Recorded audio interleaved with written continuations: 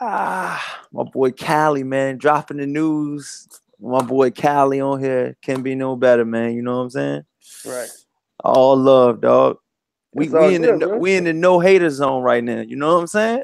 Yeah, man. Shit, man. I've been on so many live streams these past few weeks. It's like, they said, "Oh man, you want to get on?" I said, "For sure. I ain't tripping.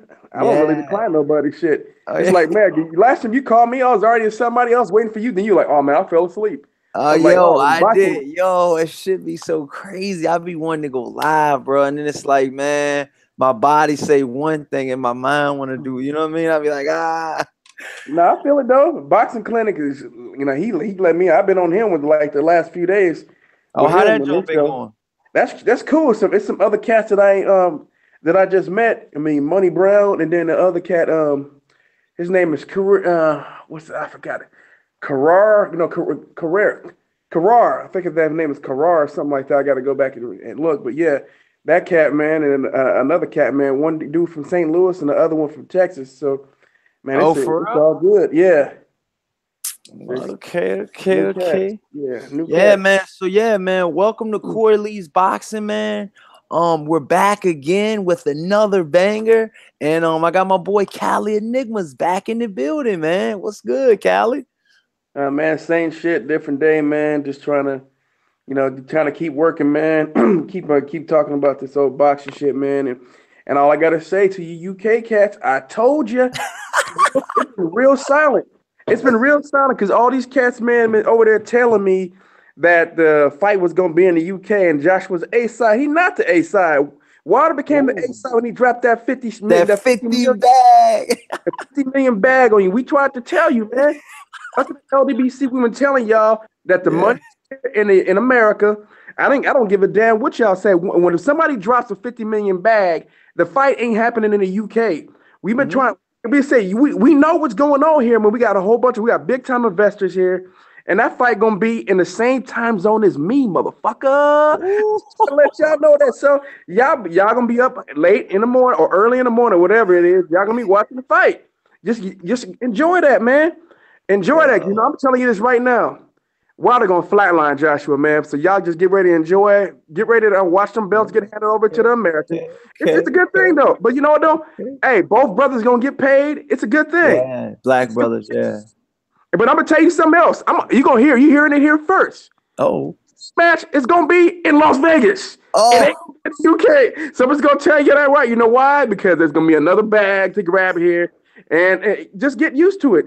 And I'll say this: here's a caveat: if Joshua does win, he'll be adopted here, just like CJ was said. He'll be adopted by Americans, and he'll fight in Las Vegas for the rest of his career. So no matter what, the champion gonna be fighting in America, man.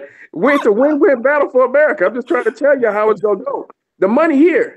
Hey, just because you got me, we've been trying to tell you to also about Eddie Hearn. He been trying to sign the Charlos, Deontay Yeah. Wilder, Mikey Garcia.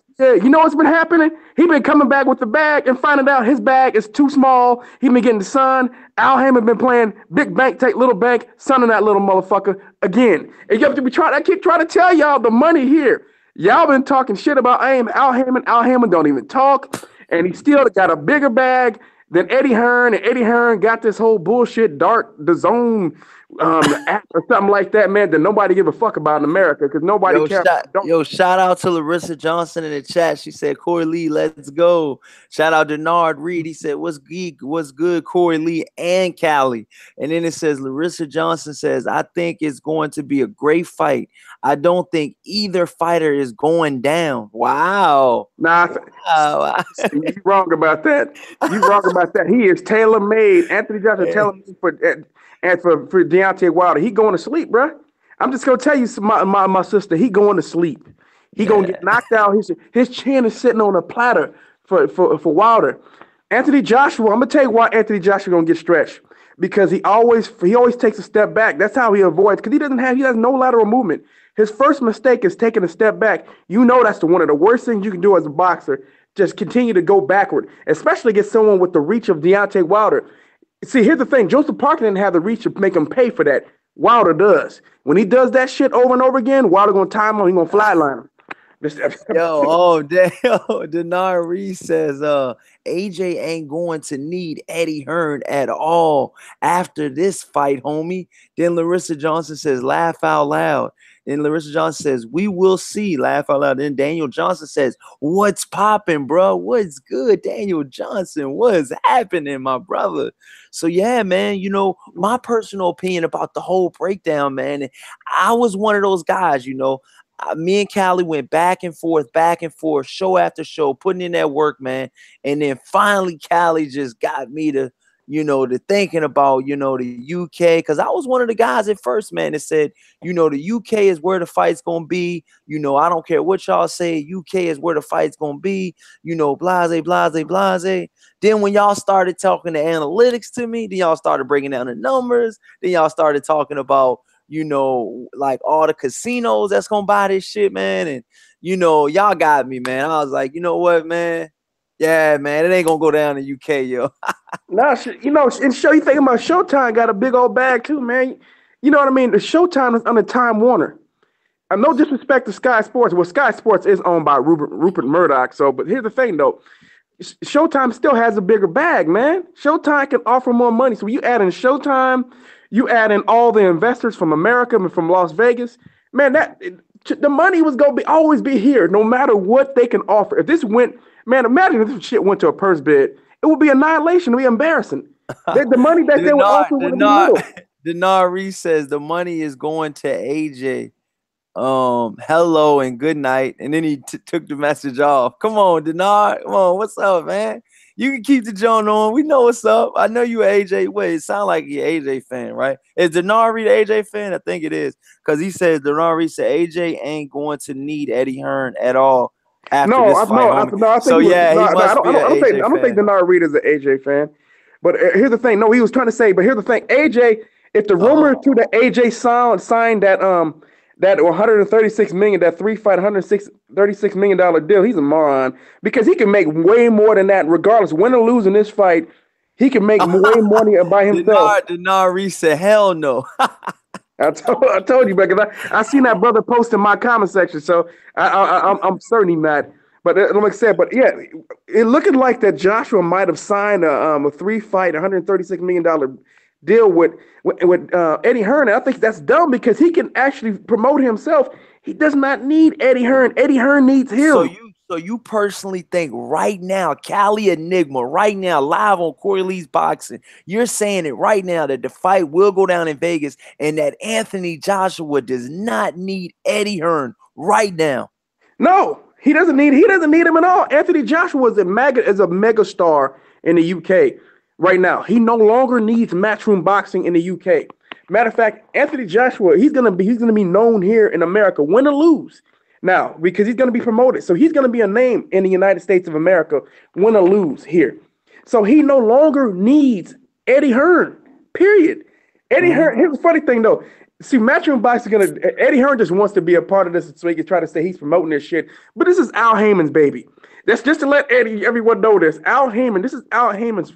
But this is Al Heyman's fight. Al Heyman put this together just like he did with Floyd Mayweather Jr. That's why I don't understand why people ever doubted that Wilder got the money. Look who his advisor is. His advisor is Al Heyman, the guy who put together Floyd Mayweather events, the guy who put together Michael Jackson concerts. How can anybody ever doubt that? Daniel Johnson says at the end of the day, money talks. He says, so they having that shit in the US of A with the cash symbol. Then Larissa Dana Johnson says Callie is right, but AJ is loyal and he won't leave Eddie. They are personally friends. You have a great point, though, Larissa. You are starting to really watch your boxing. He really does have loyal. The thing, it's also a business. So you're willing to lose money. But sometimes, Callie, when you have that business and then you have that friendship, man, that can fuck up a good friendship, man. And like I said, Anthony Joshua right now might be naive to the fact, but that's not to say that he's not getting fucked over right now, because my personal opinion is I think that Eddie Hearn is pocketing a hell of a lot of money off of Anthony Joshua, and I do think Anthony Joshua is the cash cow in boxing right now. Anthony Joshua's hands down the cash cow. But if Anthony Joshua and Deontay Wilder fights, hey man, the winner, dog. The winner is a motherfucker, especially here in America. I'm telling you, after Wilder knock out Joshua, because that's what's gonna happen. After Wilder knocks out Joshua, he's gonna smash that like button and subscribe. DJ Georgie Porgy, I don't mean to cut you off. DJ Georgie Porgy says, "Is Al Heyman a reptilian alien?" Question mark. Corey Denard Reed says, "You got to separate business and personal." Yup. And then El Guapo, what's up, El Guapo? What's up, dog? It says AJ Sparks. It says AJ Sparks Wilder. Lomo makes Garcia quit. Wow, dog. Smash that like button, man. How you feeling about that? Who's that said AJ Sparks Wilder? It's some guy. El Guapo. El Guapo. El Guapo. And his last name is Campos. What do you know about? What do you know about? Let me ask you something. What do you know about AJ's fighting style? I just want to know, what do you know about AJ's fighting style? I want him to tell me. Don't say anything. I want anybody in the chat room to tell me what AJ's fighting style is. He says El Guapo. AJ, if AJ wins, Cali go on a diet. Oh, just too wild, yo. But listen, man, El Guapo, Cali is asking you a great point, man. How does he win? You know, how does he win? And you know, why are you picking AJ? That's all we want to know, man. So what you you don't want nobody to say nothing? You want him to break it down, Cali? I want him to break it down. I want you to explain to me, because I can explain to him how AJ loses, because I know how I'm style. Oh, okay. So I want him to explain to me how AJ wins. So you want to hold your thought on how he loses until he speaks. Yeah, because I know exactly. Yeah, I want him to explain it to me, because I already know that this El Guapo guy is he's either a troll, because he probably doesn't even know boxing. Hey, come on, with you, but I want to know. Dog, respect everybody that comes to Corey Lee's boxing. We're giving him a chance. I'm giving him a chance, because I may respect his answer. That's why I want him to tell me. But when you come in there and you just say AJ Sparks Wilder and Lomo makes Garcia quit, first of all, Garcia ain't quitting. I don't got Garcia quitting, man. He got a family, a bloodline of fighters. Do you think he would be good with his family? Not even his fans, because he got some. Mikey Garcia's got some diehard fans. This guy is questioning me. Hold on, this guy's talking. I think I know who this guy is. Oh, I already think I know who this guy is. But listen though. He says Lomo makes Garcia quit. If Lomo makes Garcia quit, that no way that happens, because Garcia has a family of bloodline fighters, man. And not only with his fans, he's got to look his family in the eye. I don't even think he can look his family in the eye with him quitting right now. You know what I'm saying? I mean, that's just blasphemy, man. What do you think about Lomo? Oh, then he talks. What do you think about Lomo and making Mikey Garcia quit? Do you think that? Hell no, man. I think Mikey Garcia. He says El Guapo says AJ's you use the better boxer. What? He says AJ us the better boxer. Then he says double jab. Also, AJ doesn't have to worry about a shorter fighter. What's his fighting style, dummy? He says, I'm asking you, what is his fighting style? He says Mikey already got saved with the Salido fight. It's on YouTube. Ask him. I know. I'm trying to ask him. What is AJ's fighting style? You should be able to name it, because I know exactly what his style is. You should be able to name it. What is his fighting style, dude? Come on. I don't want anybody else to tell him. I don't want anybody to tell him. What's his style? Smash that like button. Please subscribe, y'all. He wants to know his fighting style. But after he answered before it, after he answered that, he made a good point about Mikey Garcia quitting in the Salido fight. I was one of the first people to say that Mikey Garcia didn't look like he wanted to finish that Salido fight.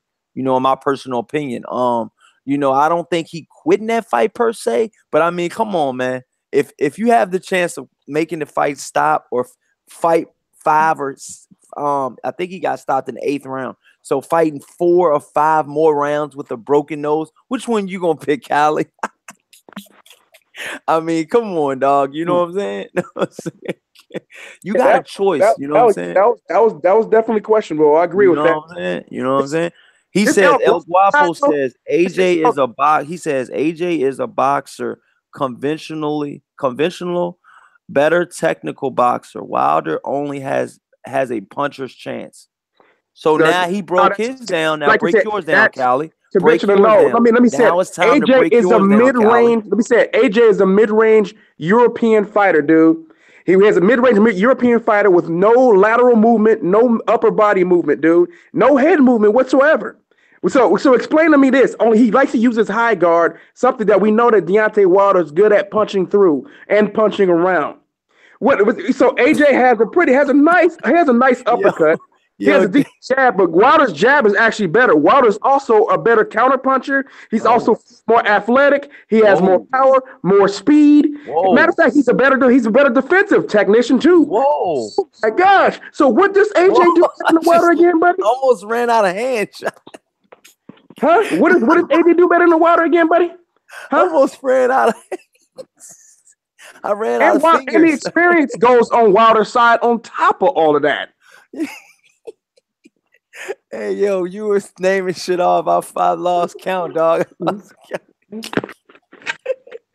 Yo, And here's the funny thing too. Something else that happened, something that didn't happen in the Ortiz fight. Alex Ortiz is the what's far good? more. Shades Wade, what's good? Shout out everybody in the chat. Let me Smash say the this real like quick. button. Something that Luis Ortiz did a fantastic job of taking away Wilder jab, but he's a great technician. He's also a southpaw and he has a higher ring IQ than Anthony Joshua. That jab returns against Anthony Joshua. I'm just going to tell you that right now. The lethal jab you saw against Romain Stavern returns.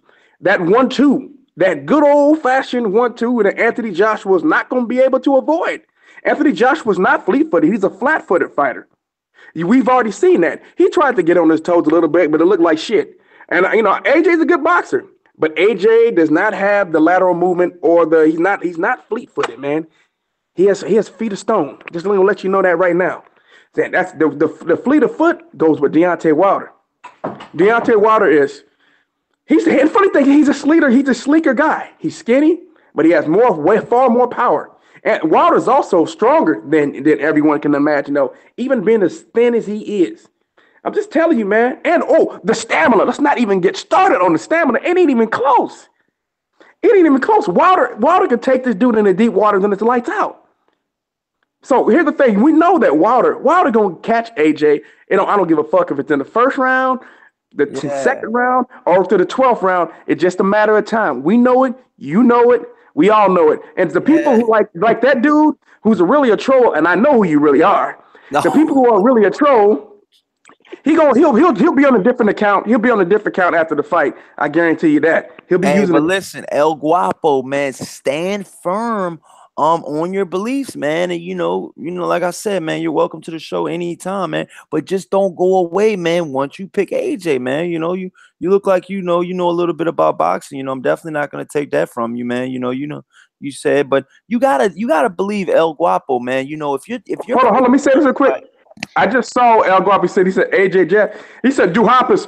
Oh my God, everybody always talks about with Wilder. This guy was outboxing him. He was outboxing him. Then he gets knocked out. Just the same result every fight. Guy gets stretched. Oh my God, Wilder was getting outboxed. I can't believe Wilder was losing the fight. He got knocked out. Knocked out is knocked out, dummy. You know what a knockout is? A knockout means you won. If you knocked the other guy out, I don't give a fuck if you were losing. If you were winning 35 minutes and 50 seconds and you get knocked out, you lose. But you got to understand, though, too, El Guapo, not to defend anybody, like I said, because, this is a show. You can voice your opinion, you know what I'm saying? But, Duhaupas is not an easy out for anybody. My personal opinion is I don't think he's ever been knocked out. The referee actually stopped that fight. His corner, I think, threw in the towel in that, if I'm not mistaken, in that Duhaupas Wilder fight. Jarrell Miller did not look good against Duhaupas. Duhaupas is not an easy fight for anybody, in my opinion. He gets punched and doesn't really go anywhere. Deontay Wilder, he was there all night, standing, with Deontay Wilder, getting the shit beat out of him all night, but he was still there. With that being said, I think Duhaupas is a formidable opponent for any heavyweight in the division right now. I think you can weigh how good a fighter is on Duhaupas, because if you can get rid of Duhaupas, you could possibly be a special fighter, because like I said, he was there all night with Deontay Wilder, and he was there all night with Jarrell Miller. Some say that Jarrell Miller looked really bad in that fight against Duhaupas. Just saying. But he did. He did. El Guapo retracted one of his messages he just put up. DJ Georgie Porgy says that's right. That right hand not gonna be there all the time. Oh, he talking about Wilder. Georgie Porgy's talking about Wilder. He says that right hand is not gonna be there all the time. Denard Reed said it is. He said it is. He said it is. It's going to be there. Trust me. He said it is going to be there. Trust me. How is Anthony Joshua? Ask him, how is Anthony Joshua going to take it away? His defense said he ain't never shown the ability to take away shit. So tell me how he going to take it away. I got to know. Explain to me how Anthony Joshua takes away the right hand. Come on. Hey, Alex Santos says Povetkin knocked out Duhaupas. Hey, good note, man. Like I said, I wasn't exactly 100% sure that he's been knocked out before, but since you said, Povetkin knocked out Duhaupas. But then again, man, you got to know, man, Duhaupas took a fucking juiced up to the gills Povetkin, dog. I mean, do you really count that one, Alex Santos? And on another tip, hey, Corey, not to mention that fight was taken on 20. He had to train on the plane. Hold on, Corey. Duhaupas had to train on the plane. Had to train on the plane to Russia. He had 24 hours notice to fight, and then he had to fly. He had to fly directly to Russia, and he had to do all his training on the plane. And Denard Reed says Povetkin was probably on that juice. No, he was on that juice. He got tested positive, because wasn't that the fight that Deontay Wilder was going to fight Povetkin in Russia, or was that this Bermain Stavern fight? Because they both went to Russia and they both came back without a fight. Bermain Stavern and Deontay Wilder against Alexander Povetkin, because he's a cheat. He's a 7-time cheat, man. And Duhaupas was probably the only dude in America that'll fight a dude juiced to the gills. No one. He failed. In black and white, he failed. Of course you're going to knock out Duhaupas. You got that shit in you. You know what I'm saying? And I feel Alex Santos says, good point, laugh out loud. Duhaupas was wearing running shoes in the ring. That's what I'm saying, dog. That's all I'm saying, dog. And then El Guapo says AJ slipped Klitschko 1-2 and landed an uppercut. If Ortiz can land, AJ will land. Whoa. You hear him? Did you hear him, Callie? He says AJ slipped Klitschko. He's talking about AJ slipped Klitschko. The 1-2 and landed an uppercut. If Ortiz can land, AJ will land.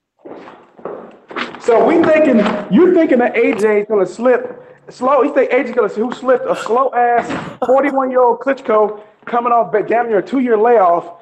He's gonna be able to slip a much faster, younger, more athletic Deontay Wilder. Fuck out of here, dude.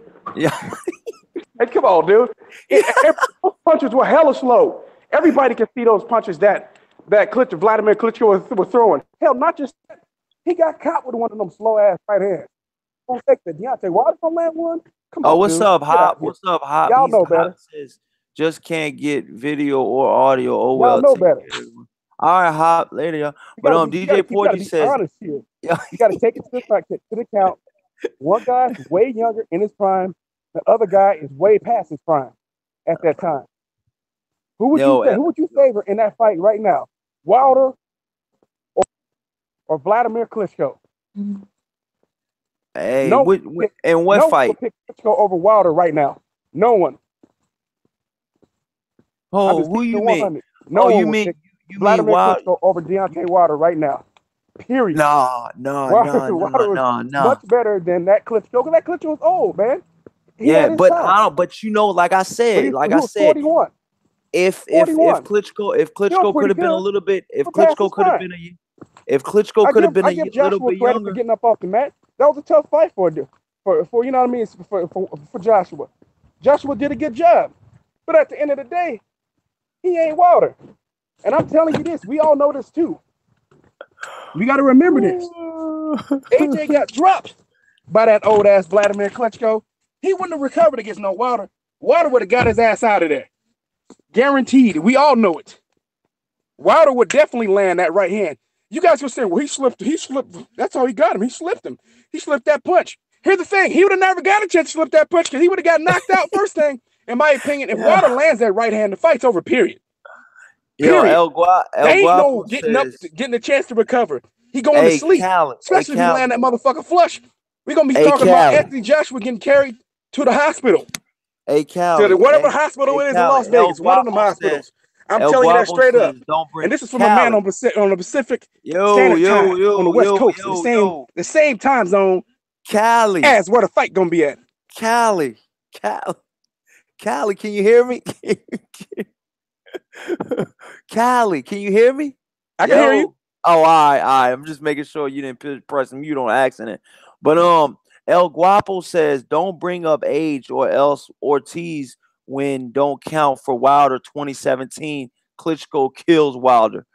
Denard Reed says, remember Klitschko knocked down Joshua with that same right hand? So when you think Wilder right hand going to do, what you think Wilder's right hand going to do? El Guapo says, question mark for Cali. When did you start watching boxing? When Broner beat Paulie? Then he says smash the like button. Alex Santos says, if AJ fights the same way he fought Parker, he is in for a rude awakening if he attempts to do the same with Wilder. Rambo number 9. Diaz beats Russell tomorrow. Denard Reed. Why Klitschko ducked Wilder, El Guapo. And then it says Shades Wade, true son. As Wilder sees you take one wrong step, it's bomb squad. Yo, then it says Rambo says, who you got on Stevenson Jack? So yeah, the breakdown is on Stevenson Jack. But first, I want to talk about this Klitschko. I mean, these Klitschko versus Wilder. First of all, welcome back, Cal. I didn't know if you had an error or something because you might not have been able to hear me. But did you hear what I was saying in the chat, Callie?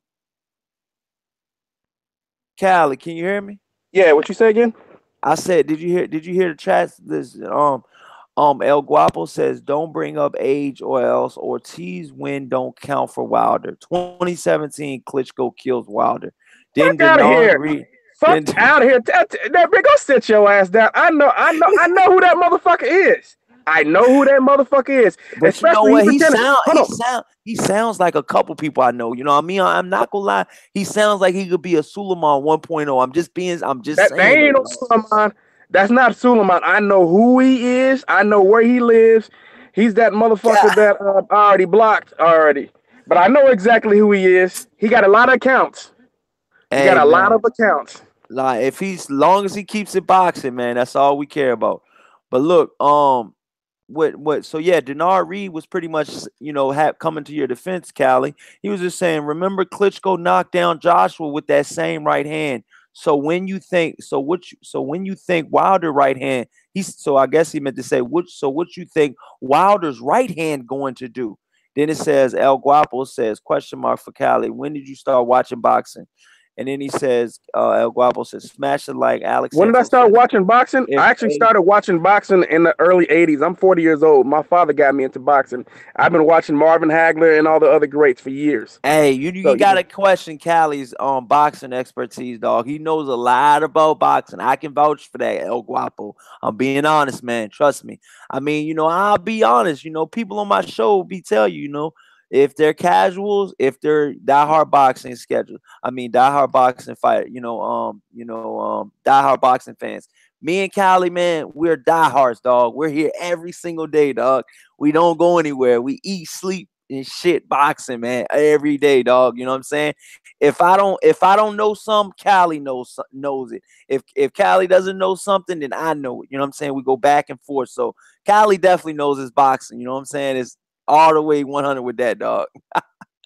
So Georgie Porgy says Cherry Squad. Wow, what? Come on, man. You think Bomb Squad's Cherry Squad? Come on, dog. He just beat Ortiz, Georgie Porgy. Come on, man. Cherry Squad.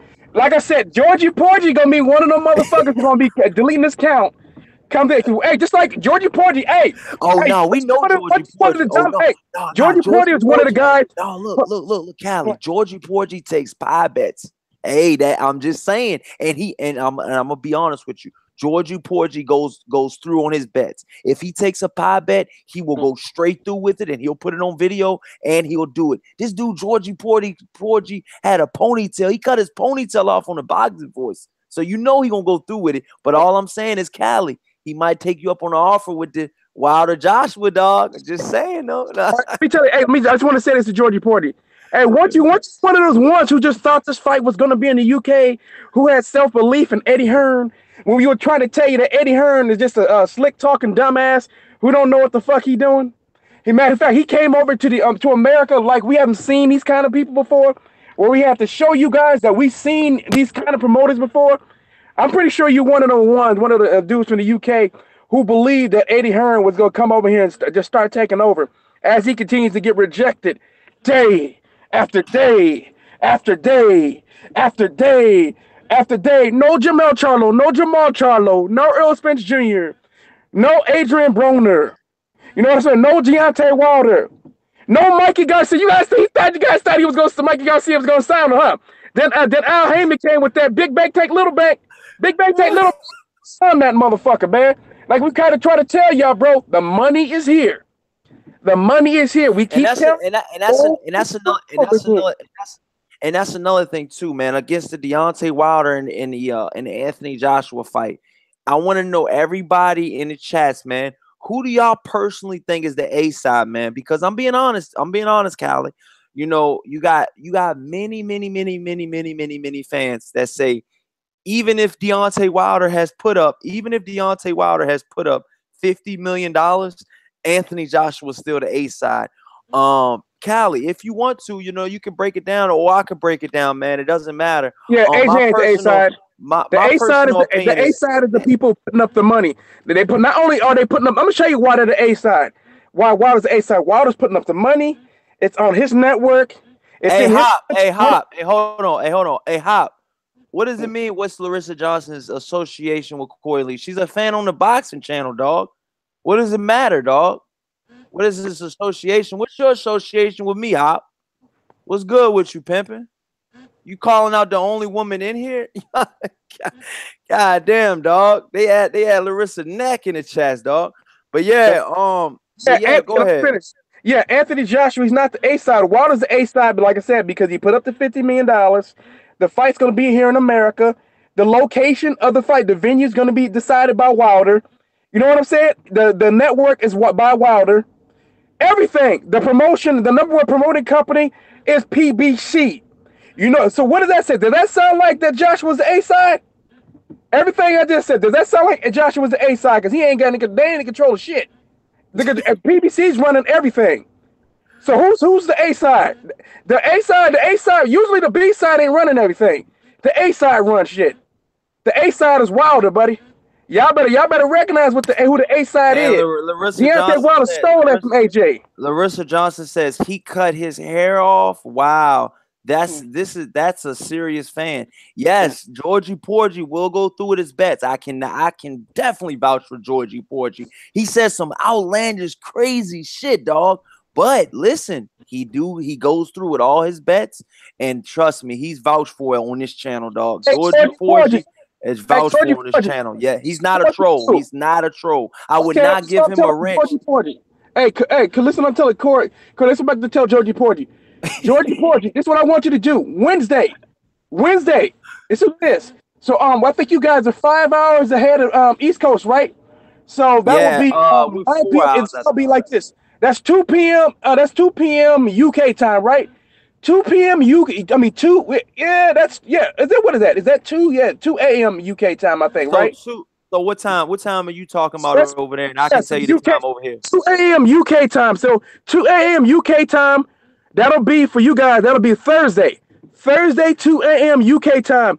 Come to the Smoke City Modcast. Send a chat or just go in there. Send a chat up in there. Let everybody know. 7 8 Sports TV. Blood boxing. Everybody else. Tell them you want to make a bet. Tell them you want to make a bet. You can bet everybody in there if you think AJ gonna win. The whole LDBC. We'll be there. We'll be waiting there for you. You can So come there's on over not. there and make a So bet. I'm trying to think, Callie. There's not one LDBC member that's going for Joshua. Hell no. Oh, all right. I'm just Here's the checking, thing. dog. I'm gonna I'm tell you just this. checking. I'm gonna I'm tell you just how it went checking, first. dog. Let me finish this. Let me tell you how this used to be.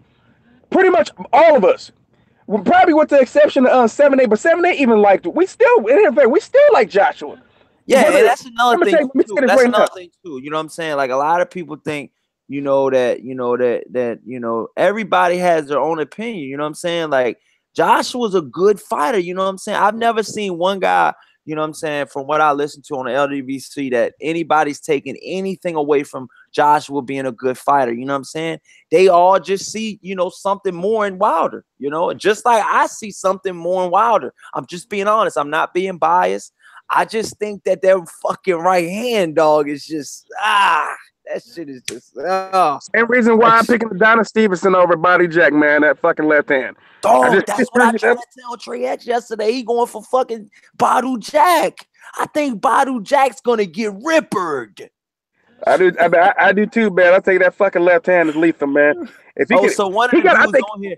So one of the dudes on here told us to break down. I think it was Alex Santos told us to break down Badu Jack versus Adonis Stevenson. So since this is my signature trademark show, and this is gonna probably be the last live show. Oh, this is what I want everybody to know too, man. I want everybody to know this, man. The special news announcement that I had to make today, man, is that I went to the press conference today. Gary Russell versus Jojo Diaz, man. I met Gary Russell and his brothers, man, and they said I can get the interview tomorrow. And they said it's all love, dog. And Corey Lee's first interview gonna be coming out tomorrow, man. And I appreciate all the love, man. And like I said, and try to catch up with JoJo Diaz too, if you can. Yeah, you know what I'm saying? That's another thing too, man. Special shout out, man, to Barbershop Conversations, man. Special shout out to him, man. I met that brother today. He's been real influential. He's been DMing me, man. We've been going back and forth. You know what I'm saying? I'm just trying to put this work in for y'all, man. You know what I'm saying? I'm trying to give y'all the best footage, the best questions, man. If y'all got anything that y'all want me to ask Jojo Diaz, or anything that y'all want me to ask Gary Russell Jr. leading up to the fight on Saturday, because I will be there Saturday. I got my tickets too. So, you know what I'm saying? Corey Lee, dog, we up in here, dog. You know what I'm saying? So, if y'all got anything to ask me, man, just, you could email me at CoreyLeeBoxing@gmail.com, or you can go on my Instagram account at CoreyLeeBoxing on IG, man. But go I don't ahead, have anything. I need to see the fights. I can't ask it. Only question I can ask, I'll probably end up sending you a message or something, man. I will exchange numbers and shit like that after. So after the fight, I can send you a message. So I give you a question to ask him after the fight, man. Especially if he win, you know what I mean? Because that's another thing too, man. That's a tough fight, though. And I seen Jojo Diaz. That dude's bigger than Gary Russell. I'm being honest, man. He's noticeably bigger. Noticeably. If he can stand up to Russell's power, though, man, that's what it comes down to at the end of the day. You know what I'm saying? Because Russell's the bigger puncher between the two, but they're both skilled, man. This is a highly skilled fight. This is a very, very highly skilled fight, man. It's sad that this fight should be bigger. It really should be bigger because, man, but it's only one of the reasons it's not bigger is because Gary Russell doesn't fight that much, man. He only fight one time a year, but it hasn't affected him so far. No. It really hasn't affected him, so we'll see, man. It's still another test, but man, I'm excited. I'm excited about this weekend's fights, man. We got some great fights this weekend. It's just crazy how much. Hey, people keep saying you keep shitting on the PBC. The PBC could keep laying out fire fights, bro. We keep trying to tell y'all, bro. People consider what the PBC's had. Look at the PBC's calendar year so far. Look at the fights we've had Hey, so far this year. What's thanks to coming up? Alex Santos, man. Thanks, Alex Santos, man. Like I said, man, anybody got any questions for this week's fights, man? Just let me know. I'm gonna be asking Gary Russell a lot of questions tomorrow. I'm gonna Oh, you should put your email. You should put your email in there, man, and then uh have them shoot you an email, and then you could actually you could take all the questions from the email, and then take that and then print it out, print all those questions out, and then take it to the press. I mean, take it to the interview with with Gary Russell, man. So that's all what you right. should do. You should Yeah. put your email in the comment section so they can actually email you. I think All that's right, I just did that jump. Good look, Callie. Yeah, and man. Like I said, man, I'm dapped up Gary Russell. I talked to him one-on-one, man. Me, him, and barbershop. We had like a 30, 45 minute to an hour conversation, man. And like I said, man, a lot of these fighters are just like me and you, man. They're normal guys. I know he looked a little bit distraught because he was cutting weight, but he said he good, man. He said he's never missed weight. He's good. He's got this, man. And you know what I'm saying? I believe him. I'm picking Gary Russell, man. I truly am, man. I'm picking Gary Russell too because I think the power. I think at the end of the day, I think Joesph Diaz gets hit too much. I think he's too. I think he's too accessible when it comes to getting hit. That's a better way to describe it. And I don't Yeah, think I'll be surprised. Rambo 9 says, are you gonna have Gary Russell on here? I'm gonna have a one-on-one live interview. I don't know about live because I might have to edit it or whatever, but I'm gonna have a one-on-one interview with Corey Lee Boxing. My first official interview will be with Gary Russell Jr. tomorrow, man, and his brothers, dog. So hey, man, I've been putting in this work, dog. I drove 2.5, 3 hours today, dog, on a hope and a dream, dog. The door was locked. I said I knew Gary Russell Jr. I was lying. I did not know him. And fucking Hey man, you gotta do, brother. Huh? You gotta say, do what you gotta do, especially man to try to. This is the type of thing that'll actually help your channel grow too. And then when you get the interview, I'll retweet it. That's what I'll do. I'll tweet it to try to make sure I get out there to promote it. And I'll let some of the people that follow me on Instagram and Twitter know about your interview so we can see if we can help you get some more subs too. Yeah, man, that's another thing too, Corey. That's crazy. Good for you, brother. Yeah, like I said, man, listen, man, I'm trying to go far with this shit, man. I'm not trying to just take this shit to just the live streams. I love all y'all that been rocking with me since Hey day Corey, one. let me say this. Let me give you some advice real quick, bro. I said just to make sure though, man. If you end up getting his number or something like that, and you start doing, don't get too close to the boxes where you can't be objective. You know what I mean? Okay. Just don't get too close, because then it's harder for you to see. You know what I'm saying? Yeah, man, Believe that's me. what I'm saying. What'd you say? No, so that's what I mean. I said don't get too close. Try to keep some distance between you and the boxer, because if you don't, the boxer, well, he'll start to expect things from you. He'll start to expect that, you know what I mean, that you're always gonna favor type. You'll always favorite him. You'll always be biased towards him. Maybe there's something that you won't put out. You'll see something and you won't put it out because you're so close to him. You know what I mean? Oh, You gotta be yeah. objective. You gotta try to make sure you keep some kind of distance. And that's a difficult thing to do, especially if they're a good guy. But you gotta do it. It'll help you out in the long run. It'll also help you keep. It'll also help you keep. What I'm trying to say. What's the word I'm trying to use? It'll help you keep your credibility with your subscribers. They're like, oh man, this dude, no matter what, man, even for someone he likes, he still asks the tough questions. You know what I'm saying? So you know what I mean. So don't, you know what I mean. Don't I'm not saying you got to be combative. You can be respectful, but don't get so close, man. Where if there's a tough question that comes up, you can't ask it because you're like, oh man, I don't want to. Yeah, and that's another thing too, y'all. I might be going live for the press conference tomorrow. So just look out for that, man. Like I said, man, I'm gonna be asking all, fighters that's on the undercards. I'm gonna be talking to everybody, man. I've already got, I got Gary Russell's, team's information. I met Gary Russell's dad today, man. I talked to his dad. I dabbed his dad up, man.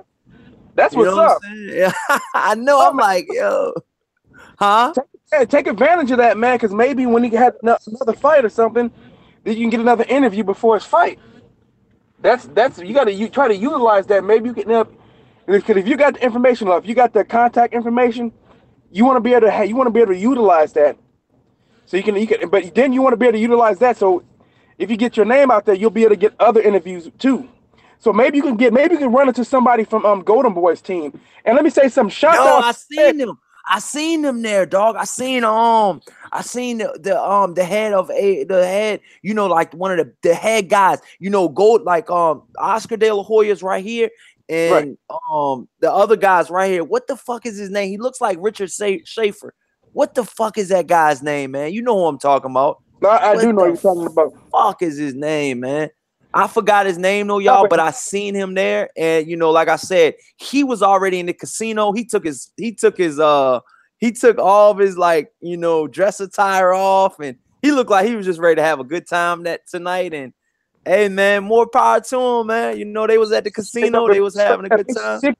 No, I said see if you can interview some of those guys too. And I just Mm-hmm. want to say shouts out to Fred from Barbershop Conversations Yeah, for asking questions about the emails, those racist emails from Golden Boy. So I'm so Hey, proud of Fred. me and Fred had like an hour-long conversation after everybody left, dog.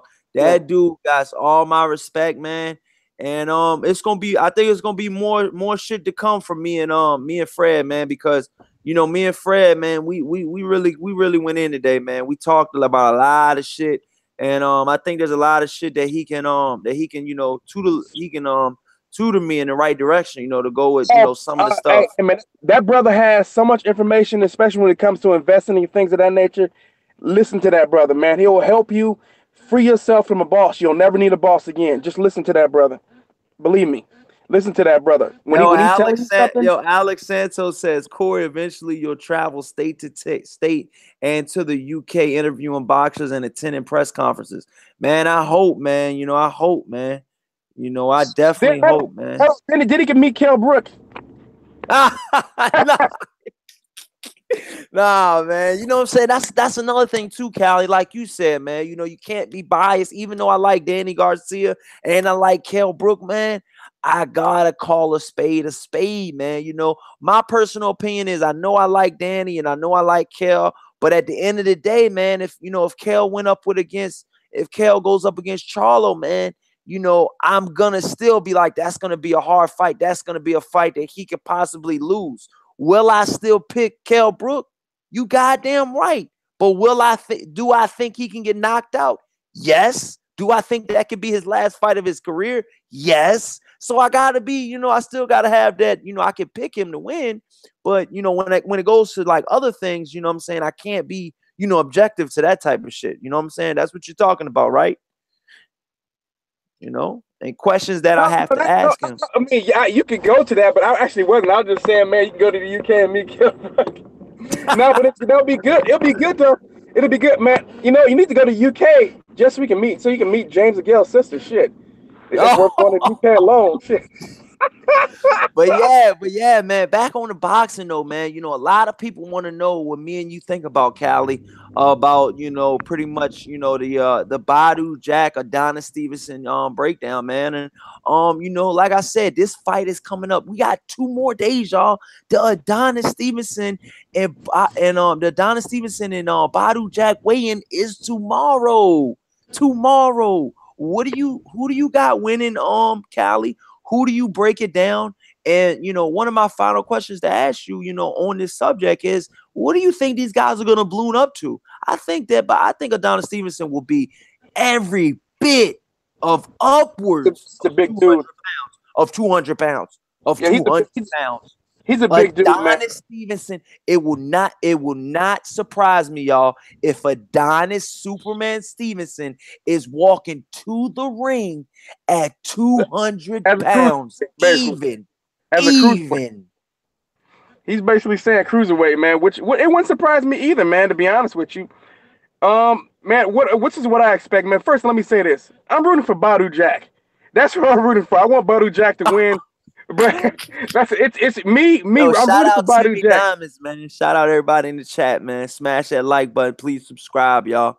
Yeah, so I'm rooting for Badu Jack. Let me just throw that out there because I'm frustrated with Adonis Stevenson and his bullshit that he's been doing over the years. pretty much holding that WBC belt hostage. So man, so first I'm annoyed by him, so I want him to lose. But here's the thing. Here's the reason why I don't think he's going to be able to lose. I just cannot see a situation where Badu Jack avoids that left hand for all 12 rounds, man. But what you hope is that Badu Jack will be able to drown Adonis Stevenson. I have seen him fade in fights before, so that there's always that hope. But then I've seen him fade in fights and still drop the guy. So at the end of the day, there's still that potential. But that's the hope. So but that's another thing. This is what I need.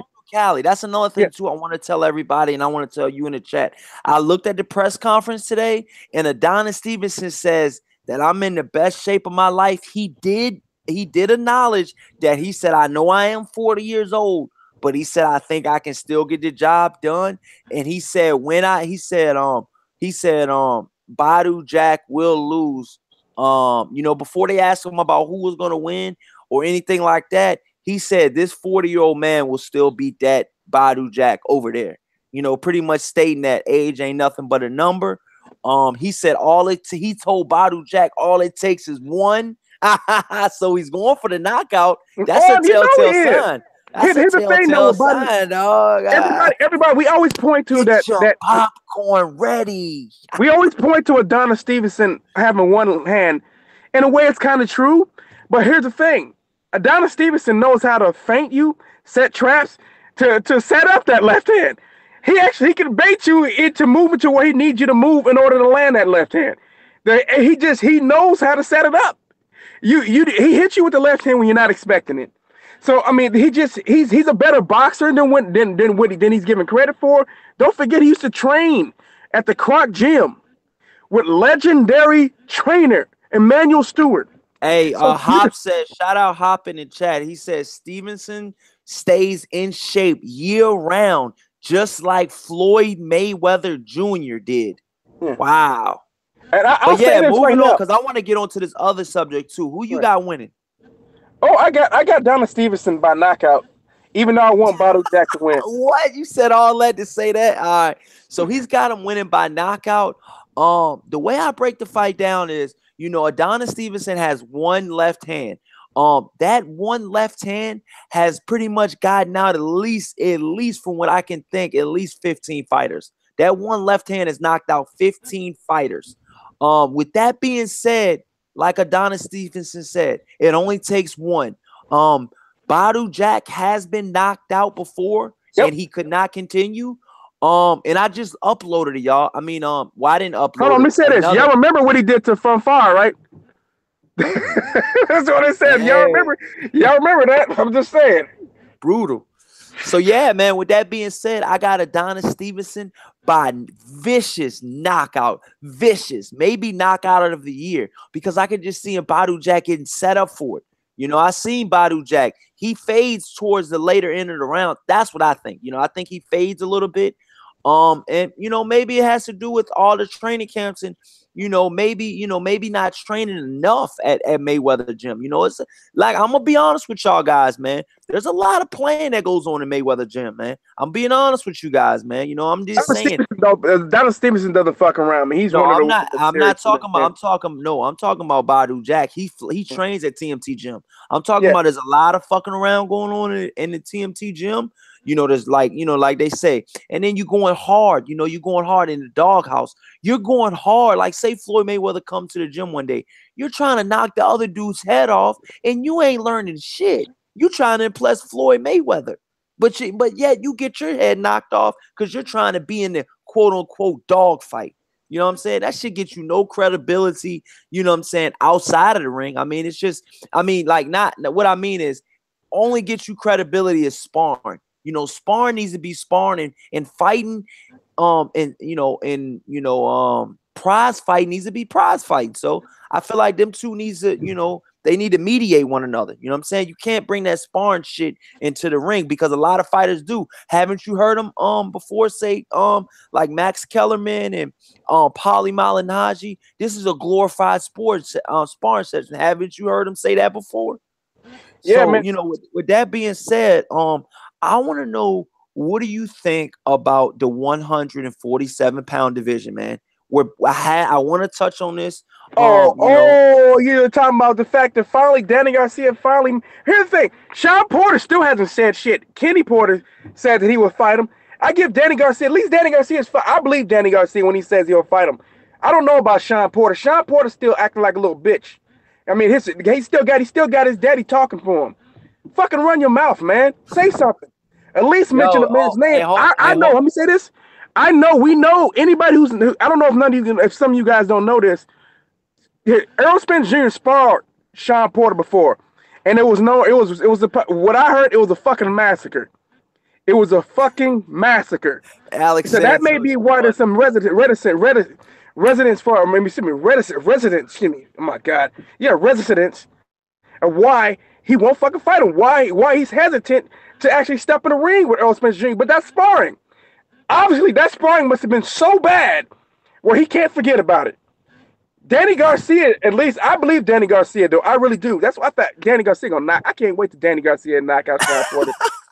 not just because a lot of guys don't think that. A lot of people don't think that because I know because people are biased fans and they're gonna hate on Danny Garcia the whole time, win, lose, or draw.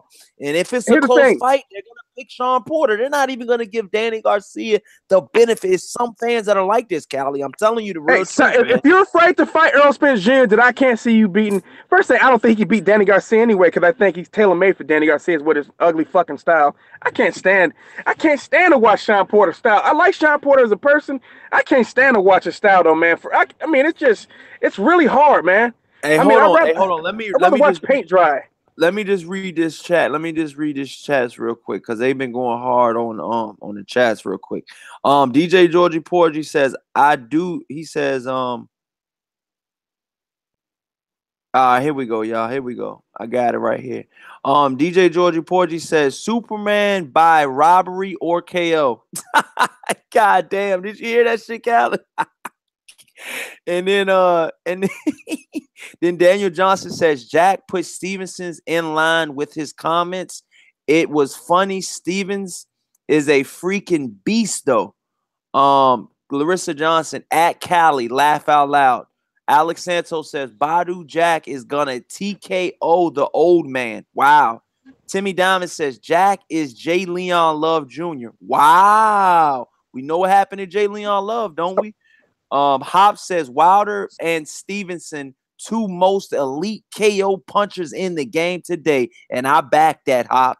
We disagree on a lot of things. Hey, Hop, we disagree on a lot of things, but we also agree on a lot of things. That's one of the things we agree on.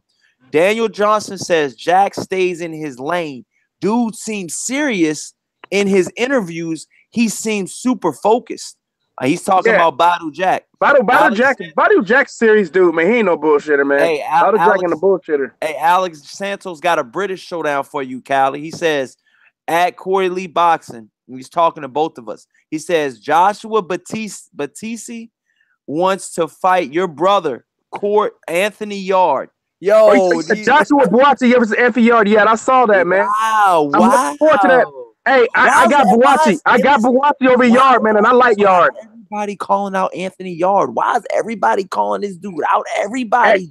Hey, that's a good fight. Both guys are prospects. I think that's a good fight. That's a good fight. I think I like Buatsi. I like Buatsi. You know why I like Buatsi? Because Buatsi's more technically, more fundamentally sound. Yeah. And he has a better background, man. He has a better amateur pedigree between the two. But I will have to favor the light-skinned brother with the power. Anthony Yard. Bro, but the dark-skinned brother got power too, man. And is more accurate and is a more accurate puncher. I think Anthony Yard has way more power, but I do think what you're saying is true because I did see how do you pronounce it? Buatsi? Buatsi's African. He's African, but he's from the UK. He's from Ghana. He's Ghanese. He's Ghanese. He's Ghanese. Okay. His parents from Ghana. Hey, his parents from Ghana. Shout out people from Ghanese and Ghana, man. Listen, this is what I'm saying, man. Buatsi, he's a good technical fighter, and Anthony Yard, I don't think he's ready for that fight. I think he has a long way to come.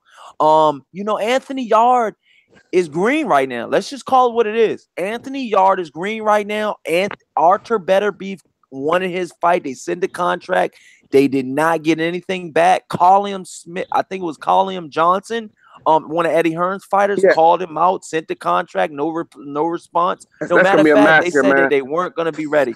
That's gonna be a massacre. Buatsi's is saying verbally that he wants to deal, that he wants to fight Anthony Yard. 9 times out of 10, Hey, that Anthony fight Yard will needs to not step it happen. up, bro. Anthony Yard Anthony needs to Yard step would up his not be stepping competition. it up anytime. He will not be stepping it up anytime soon. This guy had 0 to no amateur experience. You will not see this guy stepping it up anytime soon. He's technically learning on the job. And I don't, and He to be is. honest with I'm you, gonna tell you this right now, hey, Corey I'm Lee. being honest. I He don't needs to think get him rid of down. Anthony Yard needs to eliminate that stupid fucking shoulder roll. I'm just saying it, man. He has to get rid of that shit. He looks like a fool. I think there's a lot to work with Anthony Yard, but the shoulder roll got to go. I'm just keeping it 100. Get rid of that goddamn shoulder roll.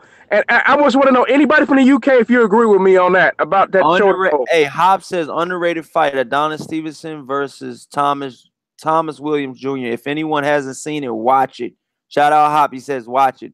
Timmy Diamond says, or residue from the beating. Laugh out loud. He's talking about somebody else. Denard Reed says Al Heyman got on their ass, Callie. Oh God. Larissa Johnson said laugh out loud. Hop says have never hated on Danny Garcia. I'm not a hater though. All right, we hear you, dog, but we also remember when you say shit too. Because I think, if I'm not mistaken, you picked Danny Garcia to lose a bunch of fights before on this show, dog. I think like Anthony Yard, but Anthony Yard be coming in and looking like a motherfucker. I want to say Hop picked Danny Garcia to lose the Keith Thurman fight, and it was another fight I seen you pick Danny Garcia to lose, or you said that he lost. I think it was the Lamont Peterson fight. But yeah, Texas T says Danny is going to get mauled by Porter, bro. What? You think so, Texas T? Come on, dog. Timmy Diamond says Keith Thurman is just laying in the cut, waiting for the smoke to clear. And you damn right, dog. I believe the same thing you believe, dog. And to be honest with you, that's Keith smart. Thurman weighs 200 pounds. That's smart, but then again, it ain't smart. It's not smart. 200 pounds to be smart. It's fucking your credibility up. It's fucking your credibility up, and it's gonna fuck your stamina up one day because you can't balloon up to 200 and go back to 147 and think everything will be peaches and cream. There's a reason why you fucking stay in shape year round. You know what I'm saying? One of you guys, shout out to somebody in the chat that says this. They said that somebody stayed in shape year round. Larissa Johnson says, Timmy Diamonds, I hope so. I really like Thurman and want to see him fight again. Hey man, you know that's why I feel the same way. Free Smoke Jr. gonna beat the dog shit out of that motherfucker, bro. You don't want to fight that bad no more. Free Smoke Jr. Earl Spence, Truth Spence Jr. is gonna beat the brakes off his ass. What do we disagree on? What do we disagree on? We disagreed on some shit that Trey X said last show. I remember you I can't remember. Go back to last show. You'll see something we disagreed on, but I do remember it. Alex Santos says, I got Yard. He's bigger than Buatsi. No, he right about him. Let me say it about Yard. Yard be coming in like Yard. You talking about somebody coming in fucking big? That's another coming in like 200 fucking pounds, man. That's another thing me and Trey X talked about yesterday. Because Trey X was like, yo, you know what I'm saying? I'll beat your ass, Corey, and I'll do this and I'll do that. I'm like, nigga, I'm 200 pounds. Tell him what your size. And he started laughing. And he said he was 175. I'm like, but then again, y'all, I'm not being biased even with my own self. I said, I done seen some 175 pounders beat 230, beat 240 ass guys. So I said, and this is in sparring and this is in and outside the ring. So you can't always go on sides. You know what I'm saying? That's one thing I can't say. Yeah, that's why I like Buatsi, man. I think Buatsi just more technically sound, but he's right about Yard. Yard is a big motherfucker, man. Yard comes into when man. Yeah, Yard comes in big than a motherfucker, man. If you look at, what was that last? I think that last guy fought. I was like, look at the size difference between these guys, man. They didn't even look like he was like 2-3 weight classes bigger than the dude, bro. The one dude that was announcing the fight with Yard Yard, they said he was a bodybuilder. They said he was a bodybuilder.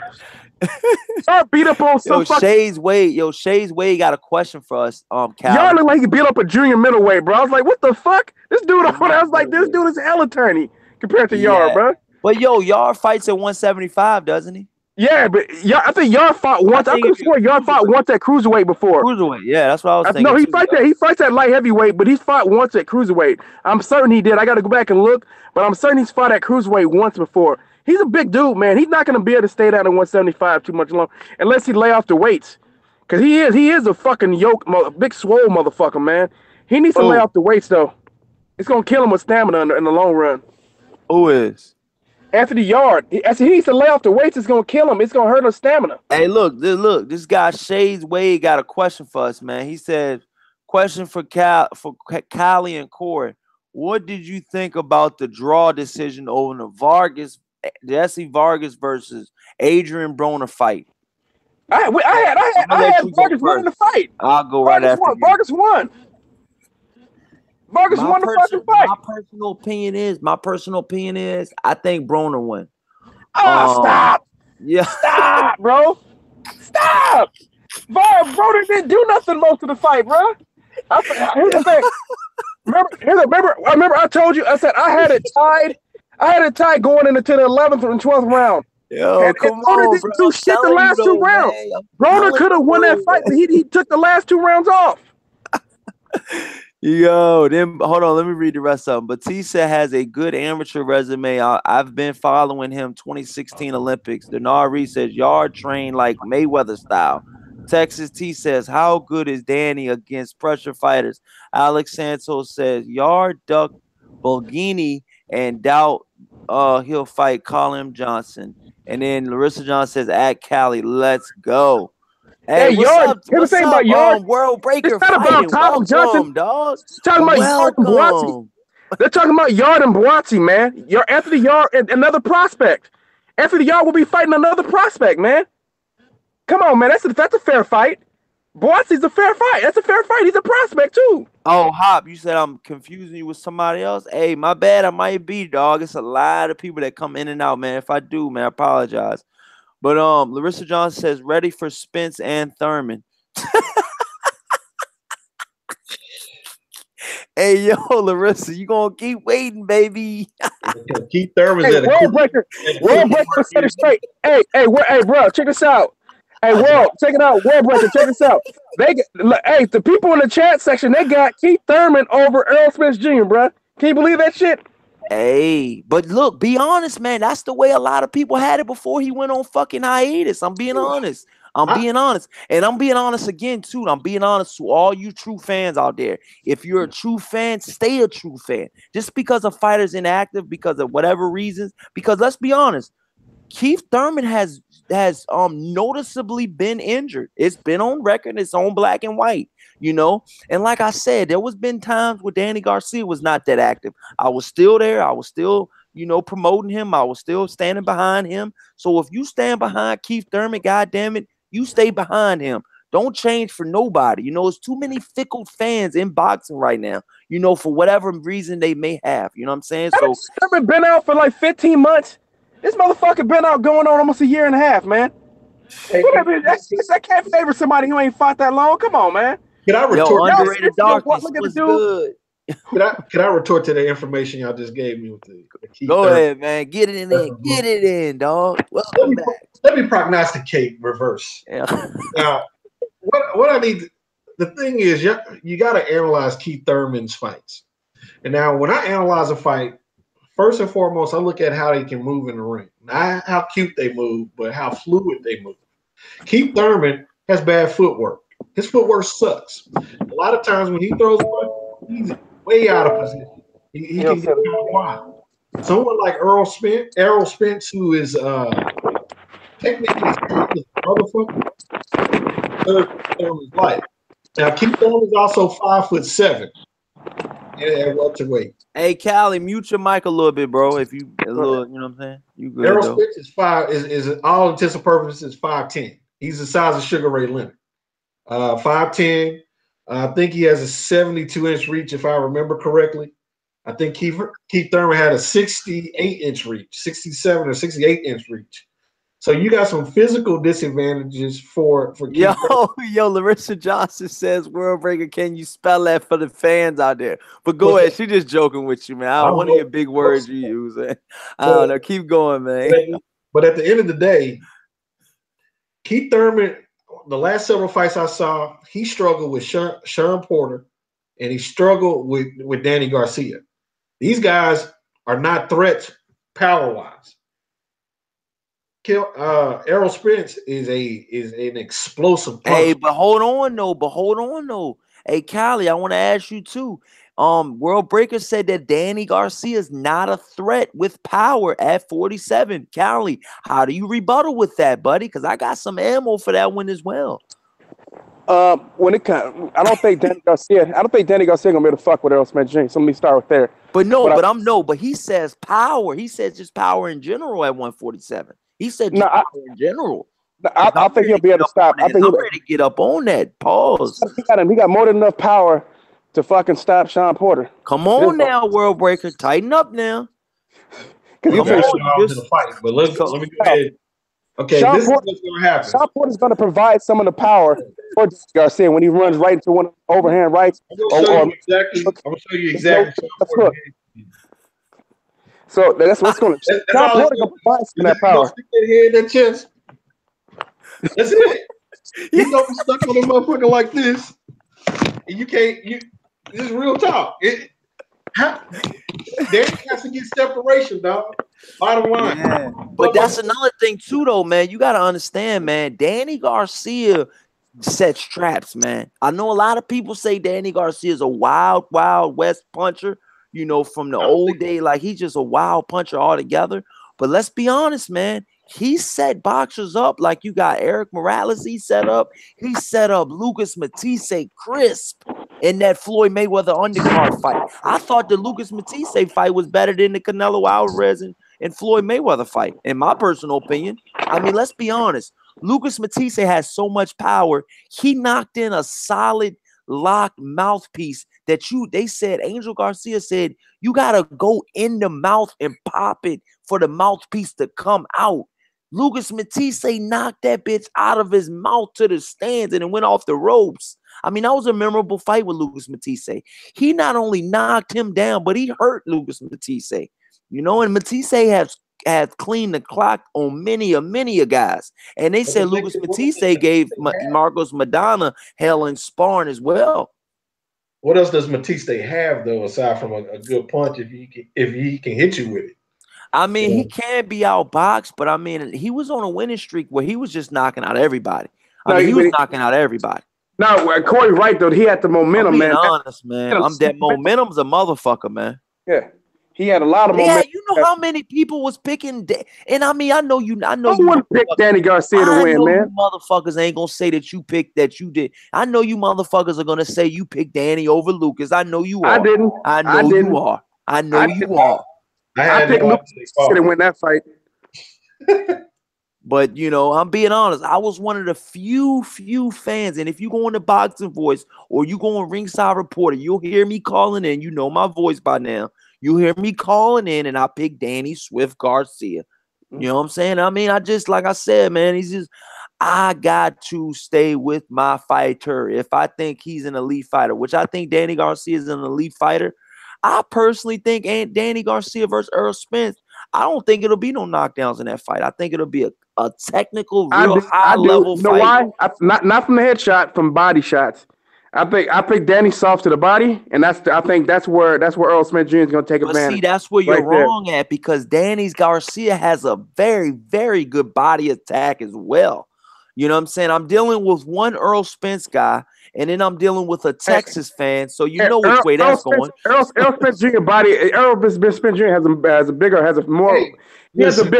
a bigger punch output and a better work rate than Danny Garcia, man. It's just true. Danny Garcia's a top puncher, man. Timbuktu, if he can fight, I'm with it. At the end of the day, Errol Spence he has a full toolbox, and many fighters don't. That's just the bottom line. So you might have a point there. You definitely got a point. Corey, let me say this real quick.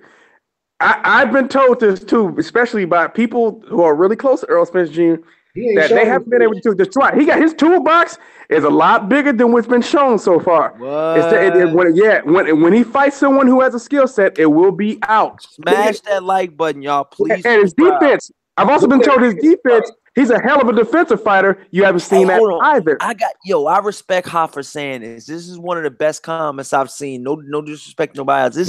This is the shit I've been talking about all week long and all month long on my channel. Hop says in the chat, he says fans are so fickle. He said, and it becomes fashionable to hate on certain fighters like Keith Thurman now, in parentheses. That's what the fuck I've been preaching, dog. If he's fucking today's news, you know, he's yesterday's pastime. What I mean by that is, if a motherfucker's picking Keith Thurman to fucking lose right now, it's because he's inactive right now. But if Keith Thurman goes and fucking, you know, let's just say, for instance, you know, Danny Garcia wins and he just goes and he obliterates, you know, Danny Garcia in a rematch. I mean, knocks his head off. Oh shit, I don't know, man. Keith Thurman might be, Earl Spence might, I don't know. This motherfucker Corey look good here's why people are like that towards Keith Thurman. Keith Thurman acts scary as fuck when it comes to Earl Spence Jr. I mean, that right there was not going to give people confidence. I mean, I've seen Hold on, let me say this about Keith Thurman, Corey. Real fucking questions. These dudes walked him down in the stands, dog. And the fucking stand, the fans. He was at a fucking boxing event. They walked him down.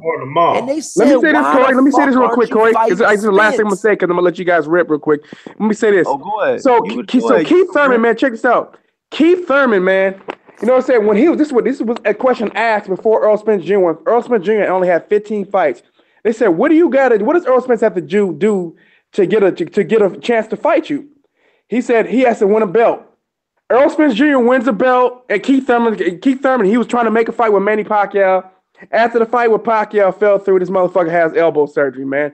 He knew he had elbow problems then. He would have fought Manny Pacquiao with a fucked up elbow. So when I look at that, man, that makes me think that the dude has at least some hesitation. I don't want to say scared, you know what I mean? But I guess it's possible, because we're all human, that you can be scared, even my boxer. But I thought would say he's hesitant to fight, you know, Earl Spence Jr., because Earl Spence Jr. is known for his body attack. We know that Luis Collazo fucked him up to his body, and he actually showed, you know, that's something you're supposed to, it's hard though, man. But he's supposed to cover that up, man, or at least make it look like it didn't hurt him. And he showed the entire world that he doesn't like it to the body. He's soft there. Earl Spence Jr. gonna eat down there, man. He knows it. I'm telling you, he dreams about that shit. That's why he don't want to make that fight. He know Earl Spence Jr. gonna make a living down at the body. Earl Spence Jr. gonna work his body like he ain't never had to work before. Smash that like button, y'all. Come on, man. Smash that like button. Go ahead, World Breaker. Well, also, Callie, a lot of the quotes Keith Thurman has made on Earl Spence Jr. over the last 3 years have been contradictory. So, you know, first it's been, hey, he needs some more experience. He needs to win a belt. Well, we're gonna fight in 2017. That didn't happen. 2018, that didn't happen. Now it's 2019 or 2020. So a lot of his statements are verifiable. They're on video.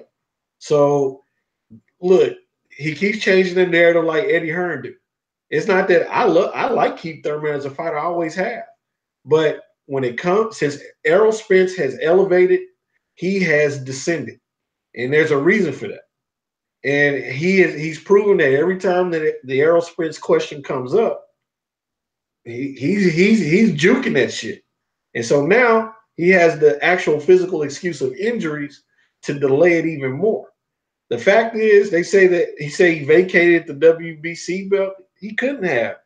He would have vacated the other belt. It would make sense to vacate both. So this is another thing I want to ask both of y'all. So I don't want to cut you off, but I want to ask both of you. Why do you guys think that the WBC stripped Keith Thurman and the WBA did not strip Keith Thurman? Sanctioning fees. So basically, the other organization probably ain't ready to call it a wrap yet, but the WBC damn sure was. I mean, they're holding the fucking belt for what, a year, at least a year since he's fought, and he hasn't done anything. He's a month out. He's a month or two out from a fight, and he doesn't have a scheduled fight, and he was supposed to fight that date according to Showtime. So again, Keith, whether it's his personal life or the fear or the jitters of Errol Spence, one way or another, he's changed his whole MO. He used to be the guy talking about come get at me, son, and now the motherfucker got and without somebody touching him. And so Yeah. I mean, it's not. There's no hate for me. It's just he is what his record is saying that he is. At the end of the day, you know. So, Callie, how you feeling about it, man? Why did they take the WBC belt against Keith Thurman, and why did they not take the WBA belt from him? Wow, man. I mean, you got to really think about that, man. But, Callie, you might be busy right now, so we'll come back. Oh, you there? Yeah. Oh, all right. You hear what I said? Yeah, he said, why do I think they did it? Well, first thing, the WBA is different. So for the WBA doesn't have any mandatories. But I'm just saying, let the fans, I feel what you're saying, but let the fans know that might not know. Because, I mean, there's a lot of fans out here that rewatch our show and they go back and they ask comments about it. You know what I mean? I haven't even seen them on our lives. They just rewatch it. You know what I'm saying? Because we have spontaneous shows. So just break it down, like World Break It. Break it down for the casual fan or the hardcore that just might not know. So yeah, go ahead. The WBC and the WBA, they stripped Keith Thurman of the WBC. They stripped him. Well, He didn't relinquish it because a lot of people think that he relinquished that belt. He got stripped of that belt. Yeah, the WBA doesn't have mandatories. The WBC stripped him, and here's the good thing about the WBC. They're going to give Keith Thurman had the chance to earn his belt back. It's true that they said they this dude stripped say, it. man, Keith Thurman is signed to Duck a Lot Records. Y'all don't know? Go ahead. Yeah, so the WBC, but basically, what the WBC stripped Keith Thurman because they're tied. They don't want to keep holding up, Sean Porter and Danny Garcia since they're both number one, number two. They probably would have had to wait until next year to get this fight. So instead, how about they decided, let's just go ahead and make Danny Garcia and Sean Porter fight for the title, and then Keith Thurman can get another shot at the title later on. So he'll get a chance to earn his belt back whenever he's ready to come back. I don't know. So supposedly Keith Thurman's supposed to be fighting, I would suspect at this point, in August. I was thinking July, August. Yeah, but I was thinking July might be out of the question because they already.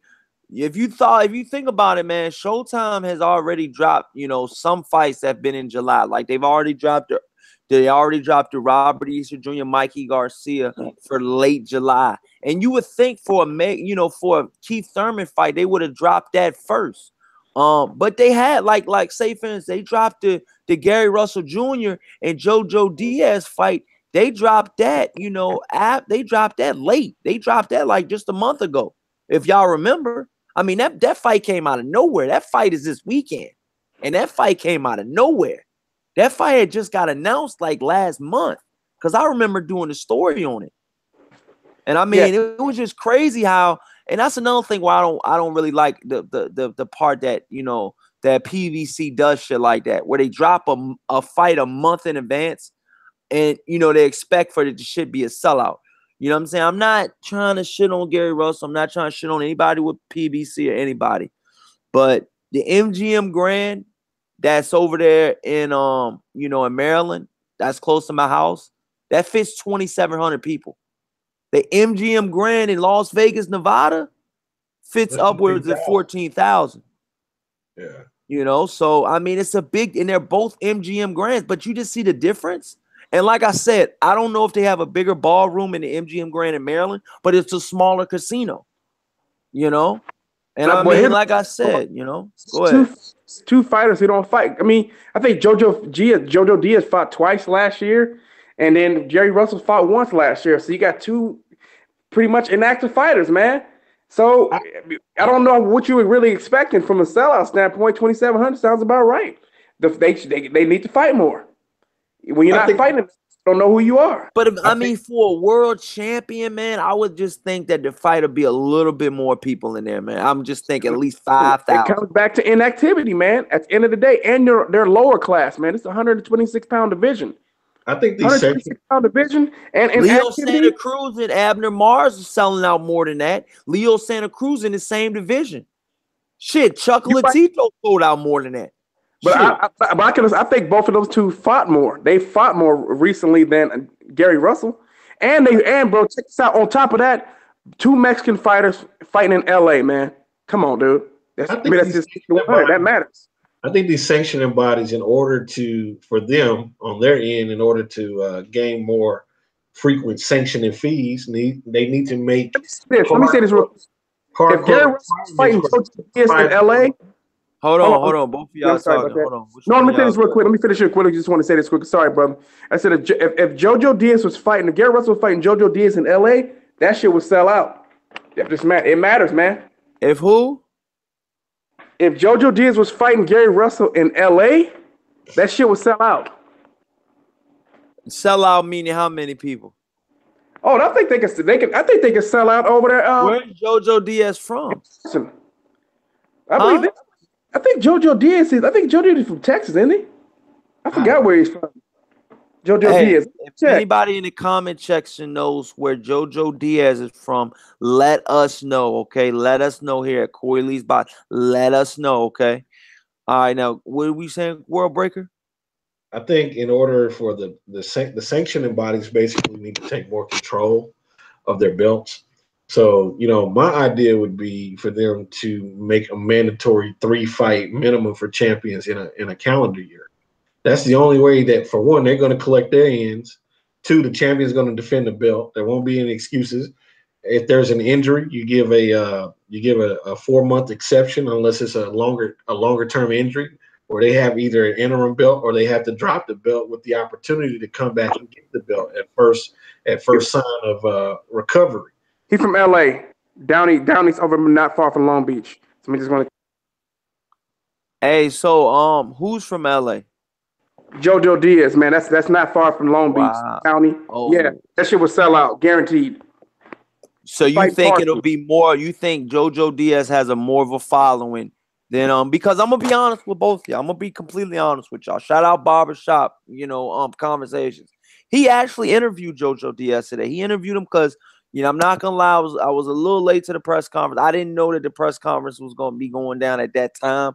I got a different number each from yesterday to today. So that's another thing too, World Breaker. You just now coming in, man. Ask you about that news. That's what I was trying to find out. Yo, the news, man, is I met Gary Russell Jr. today. Really? I met Gary Russell Jr. today. I met Gary Russell Jr.'s dad, and I met the 3 brothers. I am on par for tomorrow. Corey Lee's Boxing first official one-on-one interview tomorrow will be going down tomorrow. Cool. I'll be here.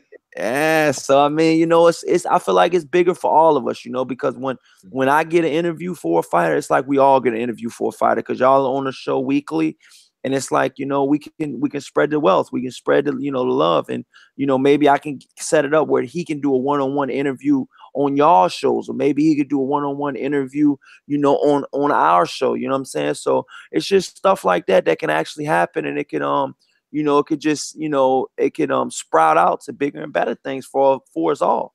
Yeah, I should probably reach out to Earl Sprint's team then, because my dad. That's what I'm saying. You're in Texas, dog. So I'm over here. Not even Texas. My dad used to work with his mom for years. So that's what I'm saying, dog. And it's like, dude, I told Callie, man. I went in. What's up, Underrated Darkness? I went into the fucking, to the press conference today, not knowing anybody, not having a pass or anything. The security guard stopped me from walking in. He said, "Who are you?"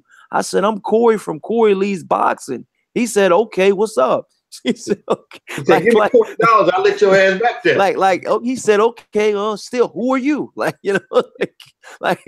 So I was like, "Yo, I know Gary Russell. He's right over there." I'm lying my ass off. Gary Russell looks at me.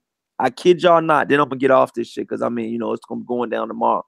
I kid you not. Gary Russell's little brother, I think the youngest one. Yes, the youngest one. Gary Russell's youngest brother, the one that boxes. He'll be boxing Saturday night as well on the undercard.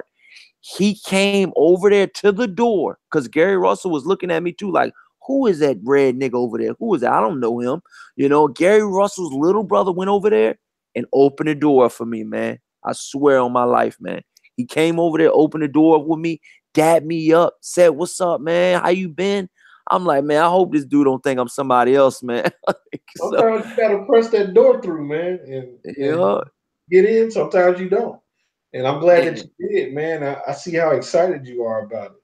You know, and think of your questions tonight. What you gonna ask? Make shit. Practice that shit in the mirror. Before you even do it, because there's nothing like stuttering when you're asking a question. Shit, I know. So I heard. I heard yep. like So waffles. yeah, But yeah. At the end of the day, man, your growth is dependent on your effort. And I've seen, since I've known you this short time, your effort's tremendous. So you will get tremendous rewards in return. So, this is only the start of a waterfall. And so, I'm proud of you, man. So, appreciate that, man. yeah. But Yeah, yeah, man, you and Cali, man. I appreciate that, man. And like I said, man, I'm bringing that shit to y'all, man. I'm gonna bringing all you guys an interview because let's be honest, man.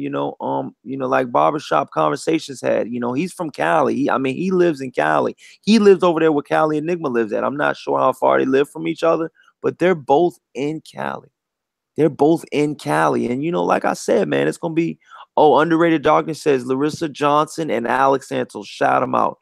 All right, Alexander says, laugh aloud. Corey's story with the security guard reminds me of a movie scene. I can Yeah. I can tell Barbershop Conversations houses in California just by the way his house looks on the inside, the way that it's framed. Because Hey, I, What I'm were you gonna say, Callan? let me say this right now. Barbershop Conversations from LA. That's roughly about 5 hours away from me. I'm in Northern California. He's in Southern California. Oh, So I'm in the Bay, what we call like the Bay Area. I'm close to Silicon Valley, where like pretty much more where Google is. hey yo, but listen to this shit though, right, y'all? Listen to this shit. I don't mean to cut you off. Listen to this story though, y'all. So I meet up with Barbershop Conversations. I like after I meet Gary Russell, I had to, get my feet wet. I called I got his AR people's numbers and the right people. I got in contact with the right people. I got their numbers, so I'm good for tomorrow. But with that being said, this dude,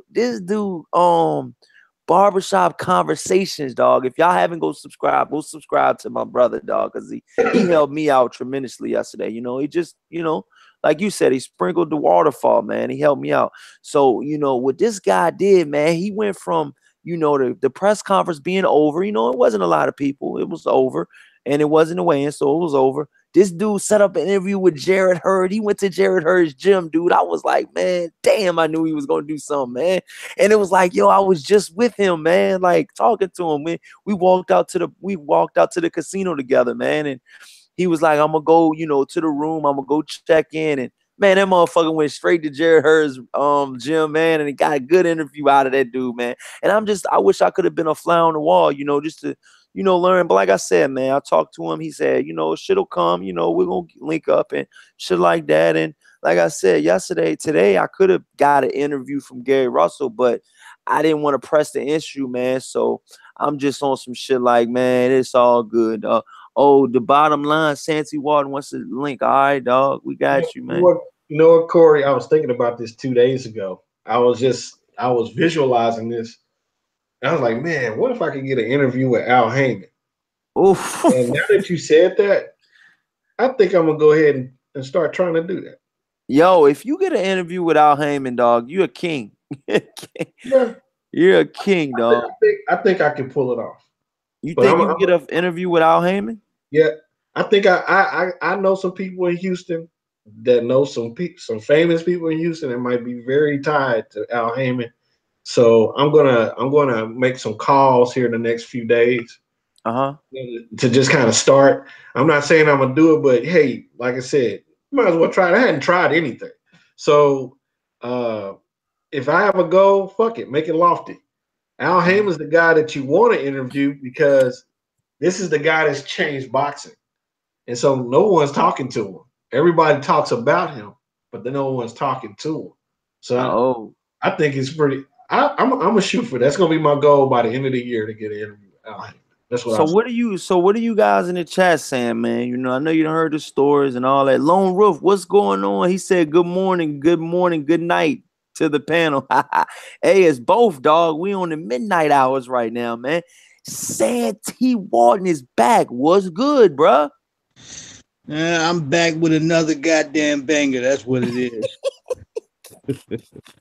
What's going on, man? man? How's everything going, man? We just back, man. We got World Breaker and we got Cali Enigma here, man. What's good? Chilling, man. Chilling. I see, man. I've been waiting for you to goddamn get back on. You seen I sent you a damn message, man, to send me a link next time you get on, man. But I figured you thought I probably wasn't up. Oh nah, yeah. Like I said, I gotta I'm gonna start sending it to the group chat. I don't know which one you in. I'm in the shit. It's like 5 or 6 of them, dog. I don't know. I should be in all of them, man. Oh, I'm okay. in a couple Because I know a couple of them you ain't in. You know what I'm saying? Right. I just want to send them to the right people. I want to make sure the right people get them. You know what I'm saying? So, right. Like I said, I'm gonna probably send it to. I think it's like an LDBC one. I think it is. And you in that one? I should be. Goddamn it. Shit. If I ain't, goddamn it, hey, tag me in. Corey, you need to let them cook. You need to let World Breaker and Corey. You need to let World Breaker and Santee cook on the Joshua Wilder news, man. Oh yeah, I'm gonna let y'all spill that joint because y'all got in here late, man. So Callie, update them on what we were talking about, Callie. I mean, just give them a synopsis on what we've been talking about the Anthony Joshua and Deontay Wilder news. Callie, go ahead. Oh, we know that. We know it's about to happen, man. And it's about to be in the US like we've been saying the whole time in the LDBC. So that's why I want Santee and everybody to go ahead and go cook. So them UK channels and all them people that were talking all that shit, they done got real quiet. Like, because you know what? Because Al Heyman's son, the punk motherfucker, Eddie Hearn, or I should say Eddie Worm or Eddie Sperm or Eddie Germ. Yeah, fuck him. Oh, Eddie Germ? No, Eddie Germ. Eddie Perm. Yeah. Yo, so Santee, I mean, how you feeling about this, dog? I mean, you hear the recent news? I made a video about it, man. The fight looking like it's gonna be moved to Las Vegas, Nevada. Man. Fight, man. This is this is epic, man. This is truly epic. This is what we knew what would happen when you started talking money and numbers and trying to disrespect the promoters of America and the guys that have been doing this to death and some of the corrupt people of the scenes. Look, man, we don't want to admit it. Some people are uncomfortable with the circumstances, but boxing is corrupt in America. I'm sorry. This is why you can buy rankings and shit like that. This is why a weird person like Bermain Stavern, after getting his ass whooped for the WBC title, can arrive right back in your face like a Pulitzer Prize. This is why. And this is also the reason why we have to show other people that come over here across the border, hey, motherfucker, this is America. We get a slice first.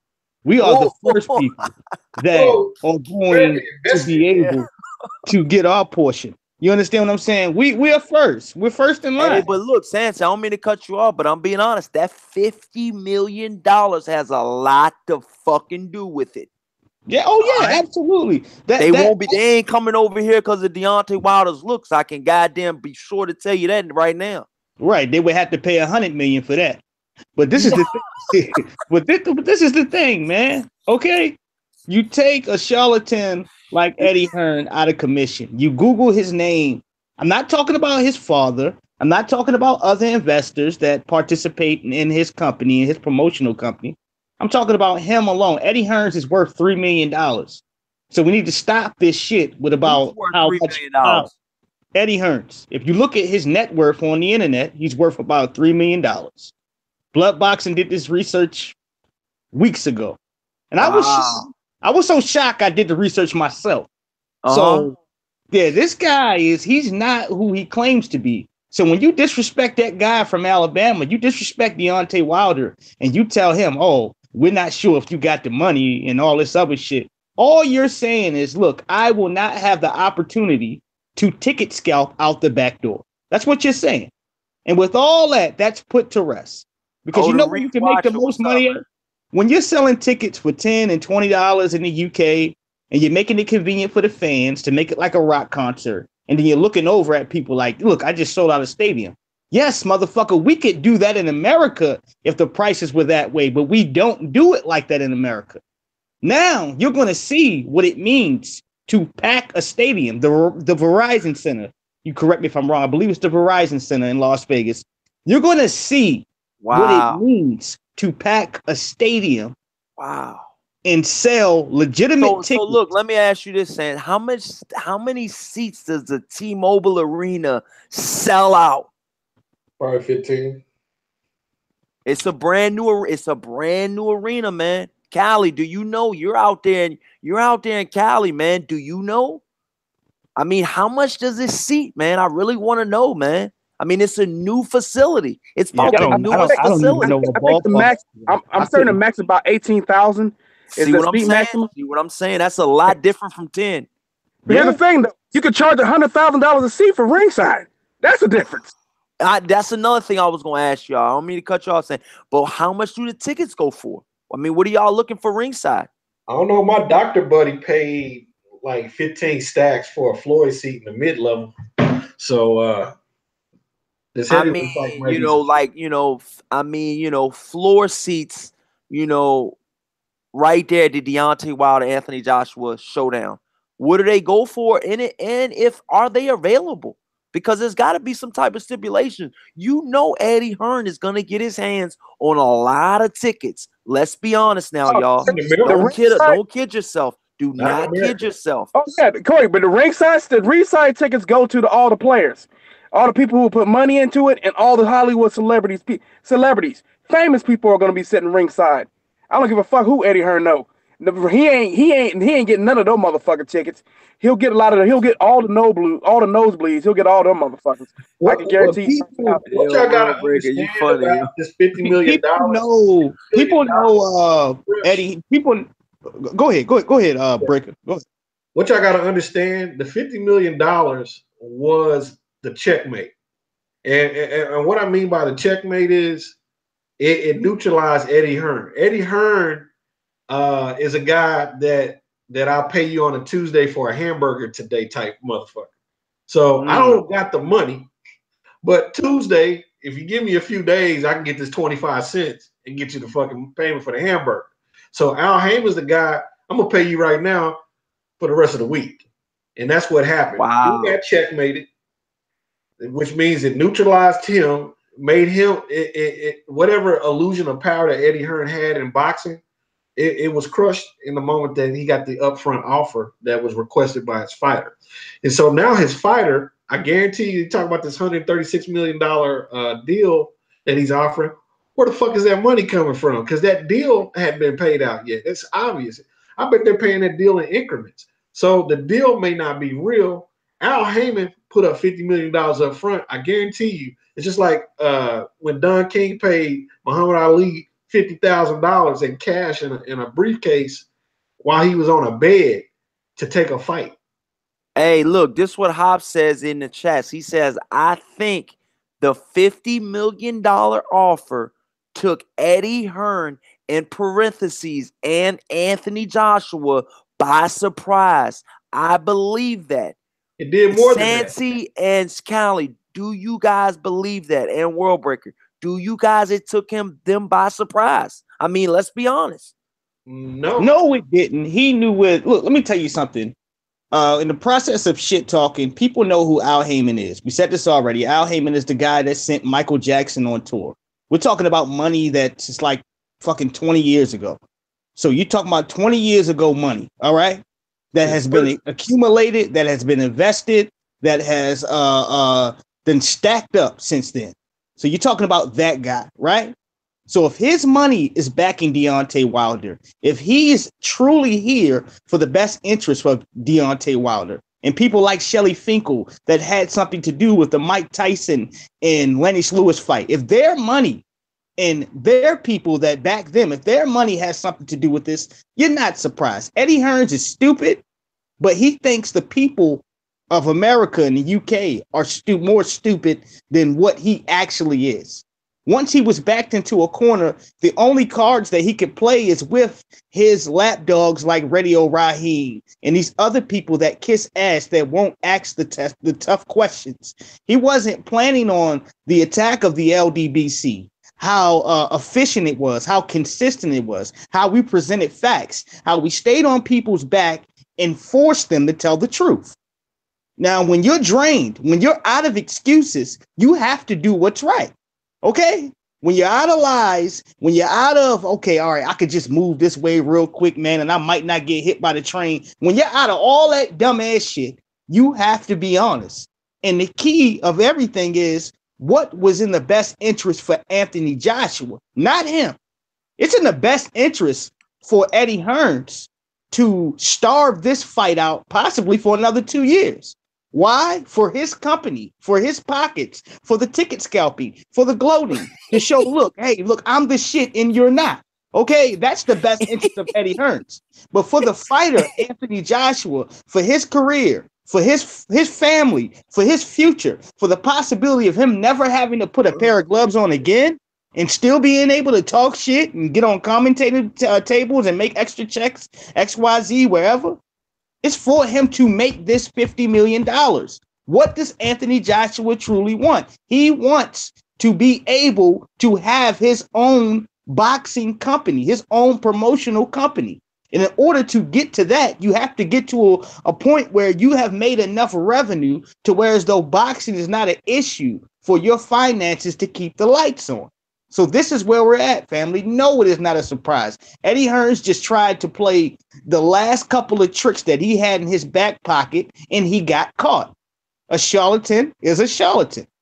So, Santee, basically what you're saying in a nutshell, Eddie Hearn had his whole card pulled. That's it. Bottom line, whole card was yanked. And let me say this.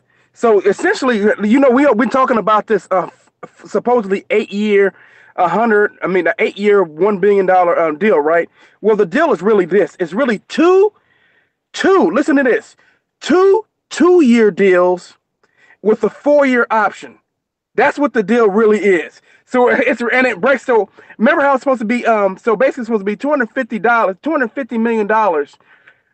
That's supposed to be, so it's $250 million supposed to be split between the UK and the US, which means that it's really $112.5 million for that 2-year option. He ain't got shit. Yep. And that's why that $136 million or 100-pound million offer to Anthony Joshua was smoke and mirrors. At the end of the day, I'm like, dude, if you're worth $3 million, let's say Matchroom is worth $50 million. Where is this money coming from? This isn't the NFL. You don't have merchandise. You don't have shit that generates bread in order for you to pay this guy. You're banking on a fucking deal that you don't have the fighters to support the deal. So again, Eddie Hearn had to rush this announcement to impress Anthony Joshua to keep him from going to Al Hammond, because Al unzipped his pants and dropped a 12-pounder on him. And that's what happened. A $50 million upfront offer is an unzipping action. It really is. It shows who's the man, who's the bull, and who's the cow.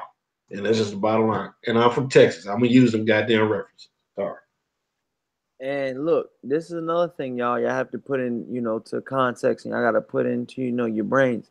I mean, Al Heyman did not just come out with that $50 million out of his ass. Nope. Like Santee's Walsh said, this shit's been in, he's been had this money. You know what I mean? He's done Michael Jackson. He's been doing concerts. He's got 250 fucking fighters in counting. And he's get a percentage off of every fighter he promotes or quote unquote advises. He gets a percentage off of that, and it's a pretty good one. But in return, he promises them the good fights, and he promises them that they will be in they'll be televised. With that being said, Al Heyman's fighters isn't fighting enough. They're not fighting enough. And that's the only thing that Eddie Hearn can, bring to the table is that he has dates, but, Al Heyman's still going to pay his fighters well. And, he's still going to be there for his fighters. But my personal opinion is Al Heyman's fighters do not fight enough Certain don't. ones do. Hold Certain on. ones do. Hey, But Coach, I'm being honest. this is what Eddie Once a Hearn is year gonna have to do. the majority of them, the average Al Heyman fighter fights once a fucking year.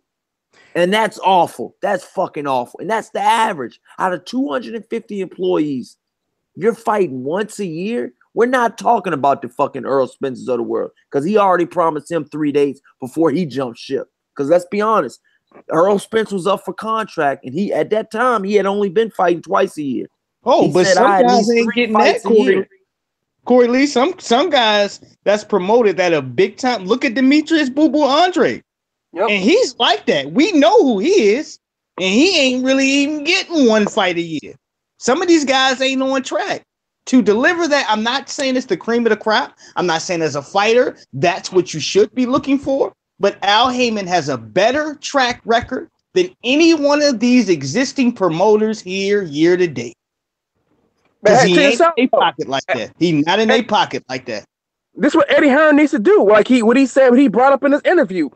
He would give out 1 fight deals. Well, that's what he needs to fucking do. He needs to give out 1 fight deals. And that's another thing too I want to tell y'all, and I want to ask y'all this, man. You know, this is another thing I want to ask y'all. I want to ask all y'all on the panel, man. You know, I'm being honest with you right now. You know, do you go with an Al Heyman that you know his money's good and you know the percentage he's getting? You know, you're only going to be fighting once, maybe if you're lucky, twice a year. All right. Or do you go with Eddie Hearn, which you don't know him exactly how much money. He can't promise you anything, but he will promise you dates, and he will come through with the dates. You will get it. You will get at least 4 to 5 fights a year. You know, and on top of that, you know, you will get, you know, good dates. You will get televised dates, you know, but like I said, we don't know how he's getting, what his percentage is, you know, out of the money, because my personal opinion is I think he's getting more out of Anthony Joshua's purses than initially stated in Anthony Joshua's contract. I agree. Let me get this first.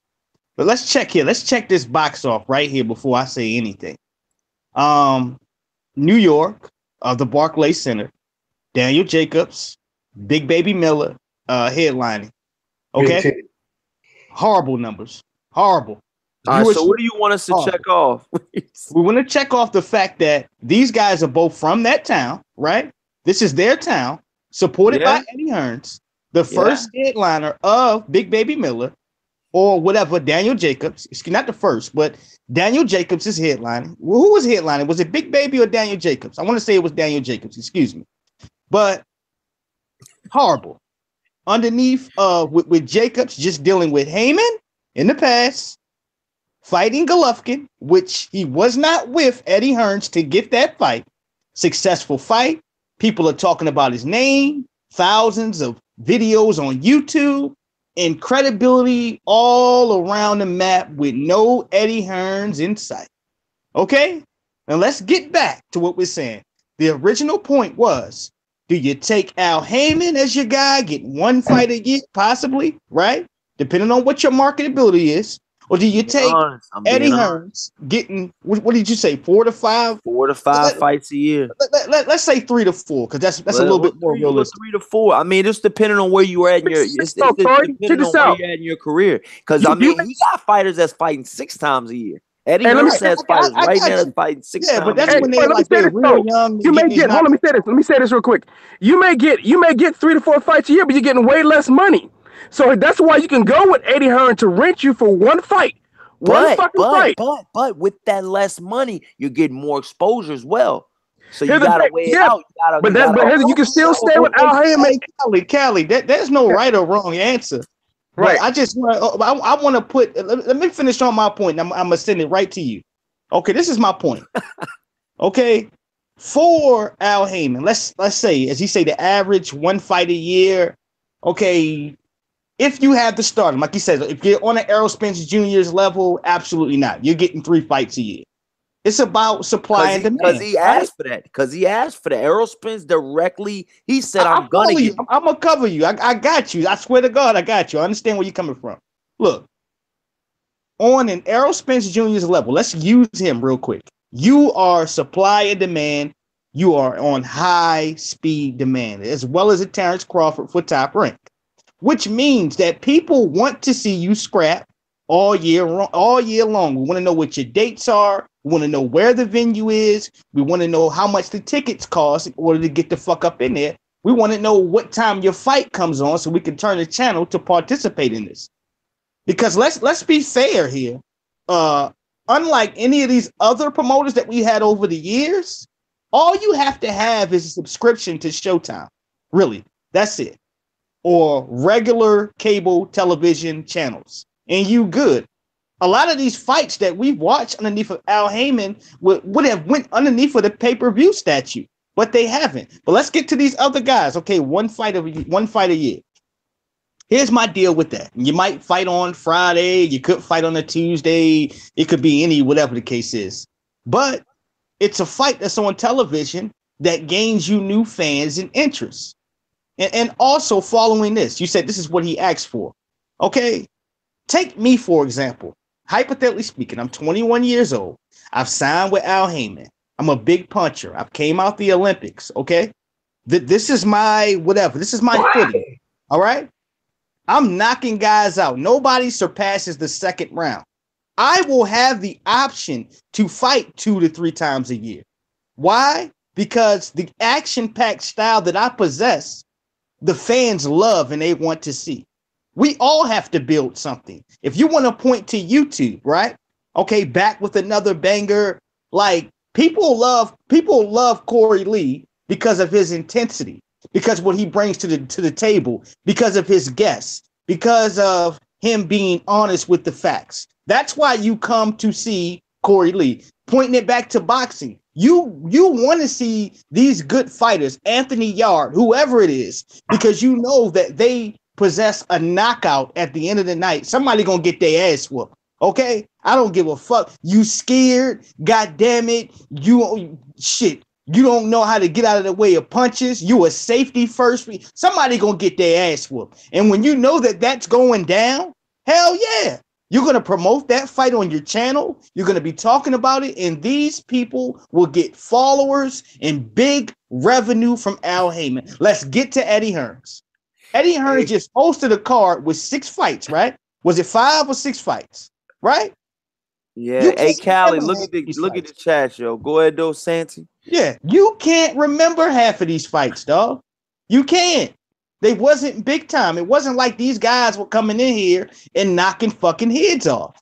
You got to watch 12-round halfway, cupcake fights. Now, to us, okay, as hardcore boxing fans, you love to watch the technicians and the overall fundamentals. But to a guy that's just flipping that lands on this channel because they see boxing, like, oh, man, this shit is garbage. This is why I don't watch boxing.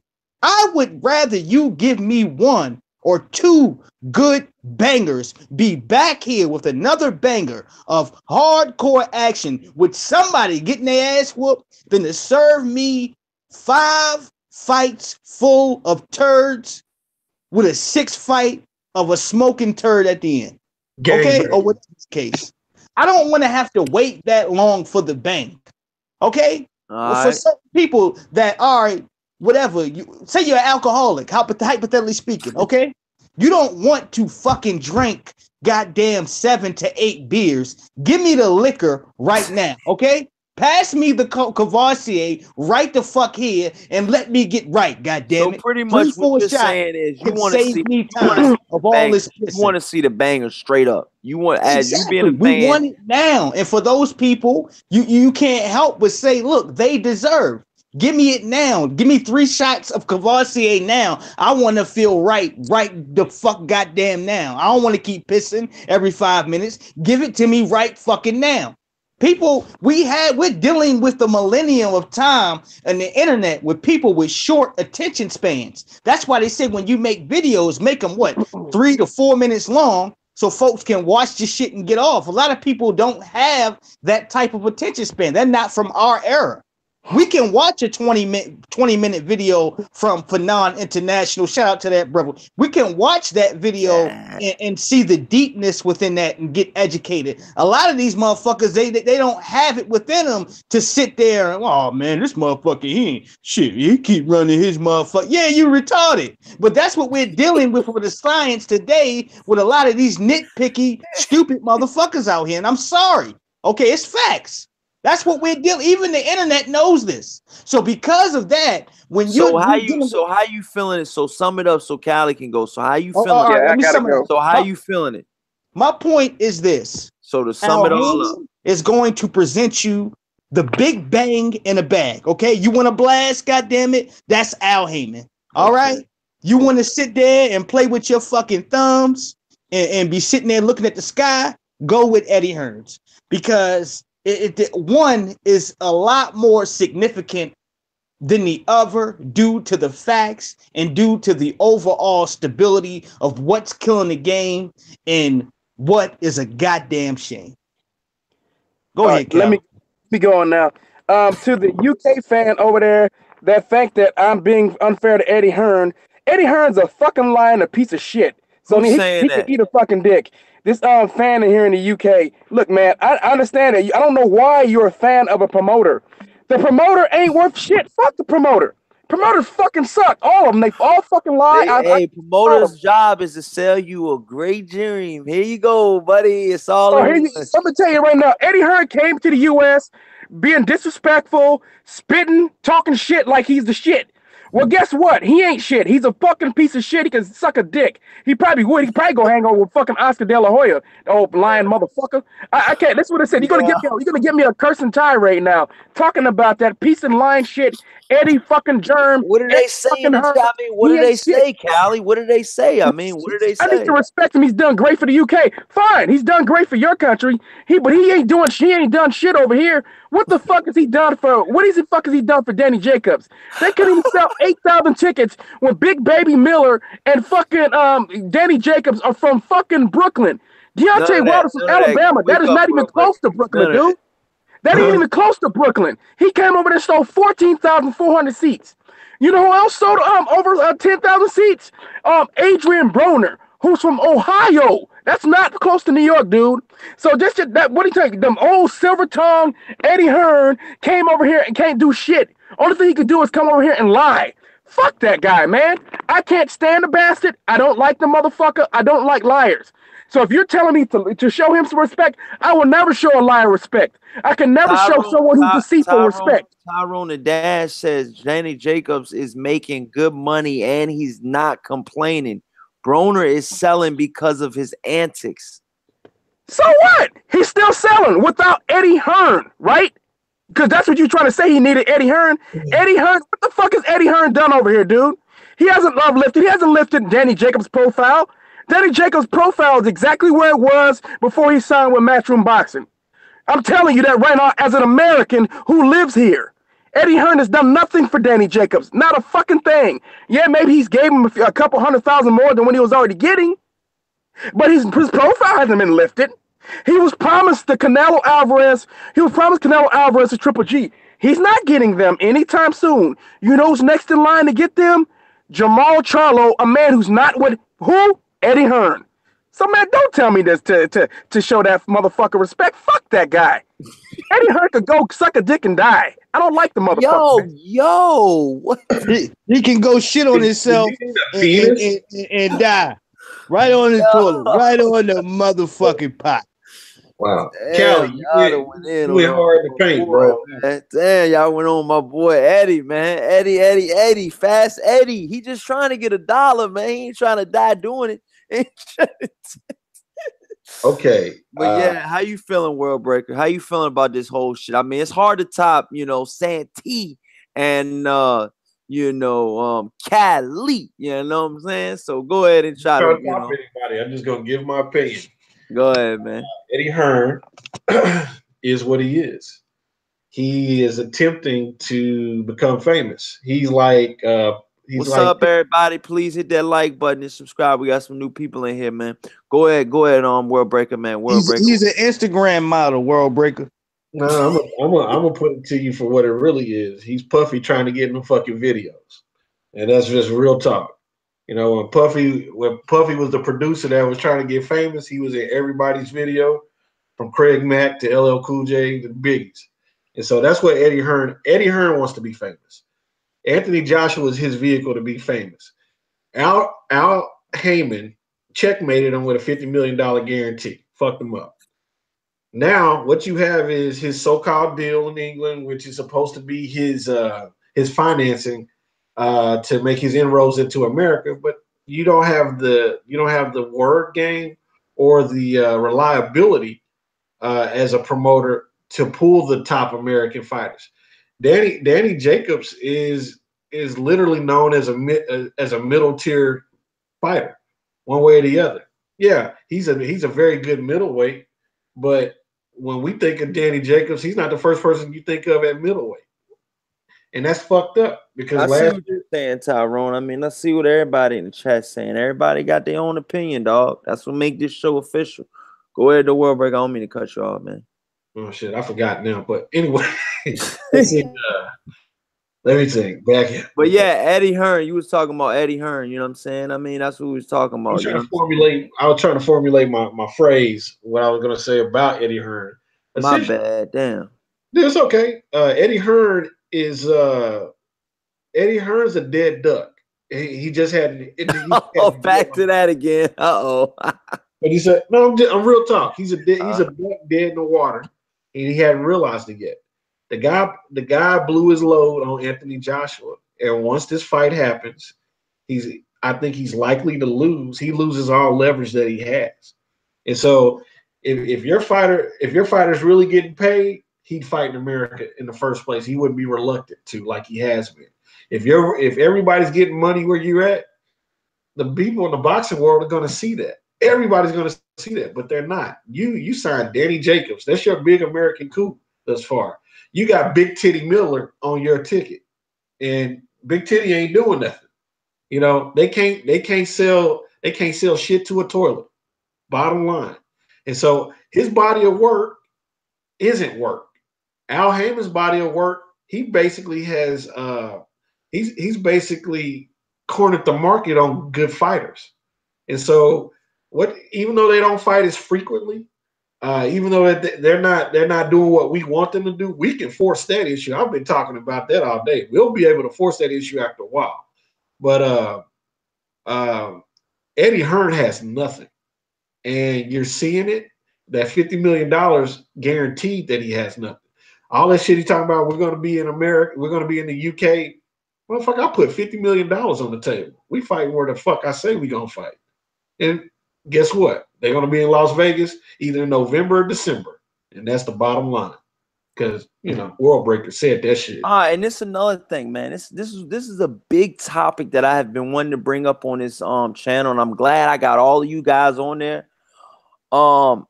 What is it? But yeah, so I'm glad I got everybody on this panel, man, so we can actually talk about this, man. This has been a big discussion in the boxing community lately, man.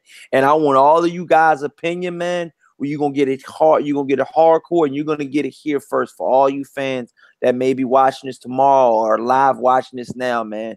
Callie, I'm gonna start with you, man. Then I'm gonna go down the line. Then it's Santee, then World Breaker. I want to know, out of all you guys, how do you break down Vasyl Lomachenko versus Mikey Garcia? Because it will be going down, you guys. Yes, you heard it here first. Mayweather dropped some jewels today, and he said, he pretty much said in a nutshell, man, you'll be getting the Mikey Garcia and Vasyl Lomachenko fight before you'll be getting the Gervonta Davis Lomachenko fight. You be getting that fight first, man. So with that being said, man, Mikey Garcia is a very, very, very skilled fighter. Lomachenko's a little bit lighter. Will that play a factor in their big mega fight that will be probably going down next year? Because like I said, Mikey Garcia has got to get by Robert Easter Jr. first. My personal opinion is I think that'll be a tough test, but I think he gets through Robert Easter Jr. and I think he gets through him brutally. I don't think it'll go to the decision, Mikey Garcia will not need any of the fucking judges against the Robert Easter Jr. showdown. So, Callie, what I'm asking you is, who you got in that Mikey Garcia matchup and versus Lomachenko? Why? And my personal opinion is, we really want to know, will age play a factor in that fight? With both of them guys being up there, and they're saying that Lomachenko might be, maybe out of his prime. I've been hearing that on a couple channels. They're saying that Lomachenko may be out of his prime right now. They're saying that Floyd Mayweather said it himself. He said Linares hit Lomachenko with a shot that should have not knocked down Lomachenko. That's came out of Mayweather's mouth today. Yeah, I saw that video. That came out of him. I'm not lying. I give y'all nothing but hardcore facts here. Corey, you telling the truth. I saw that video. Man. So don't say I'm lying on this channel. So go ahead, Callie. I did a video about that interview today. What do I think? I don't. First thing, look, Lomachenko ain't out of his prime. He's very much in his prime. Get the fuck out of here with that. Anybody saying that don't know shit about boxing, man. I don't want to hear that stupid shit. First of all, do I think that Mikey Garcia is going to knock out Robert Easter? Yeah, because Robert Easter is going to try to slug with him instead of trying to fight tall and utilize his attributes. Be a big fight, man. I want you to break down. I really truly want you to break down the Robert Easter and Mikey Garcia first, because look, let's be honest. If Robert Easter fucks up the apple cart, you got to be able to pick Mikey Garcia to win before you can even get to the Lomachenko fight. I mean, let's be honest. That's the real deal. Yeah, it comes down to the fact that Robert Easter is not going to fight tall. He's not going to utilize his attributes, and that's why Mikey Garcia is going to take advantage of it. Mikey Garcia is a smarter fighter than he is. He also has a far more intelligent corner. His corner between his brother Robert Garcia, and he'll also be getting help, before they go to the ring, from his father. What's going on, Suleiman and Tregs? What's going on, y'all, man? Suleiman, hit me up. I'm gonna talk to you when we get off the show, man. We got you. Go ahead, Callie. Go ahead, break that shit down, man. So this is what I'm sort of see. So instead of Robert Easter may utilize a jab a little early in the fight, but eventually he does what he always does. He's going to want to get into a slugfest. He's going to want to slug it out. That's just who he is. He can't help himself. He said that's what he likes to do. And I'm telling you, when he tries to do that stupid shit, he's going to get caught and dropped, and the fight's going to be over. Mikey going to finish his ass, man. I'm telling you, I see it coming. He got hurt by Fortuna, who's not nearly as big a puncher at 135 as Mikey Garcia is. And I'm telling you this right now, Mikey Garcia is going to spark. Believe me, he is going to spark Robert Easter Jr. somewhere in between rounds 6 and 8. And it's going to be over, man. And I believe that Robert Easter should go get a new trainer after that, and someone who will discipline him to utilize his goddamn attributes. And that's the problem, man. Mikey Garcia is too smart. He knows how to counterpunch. He'll utilize a jab. He knows how to feint.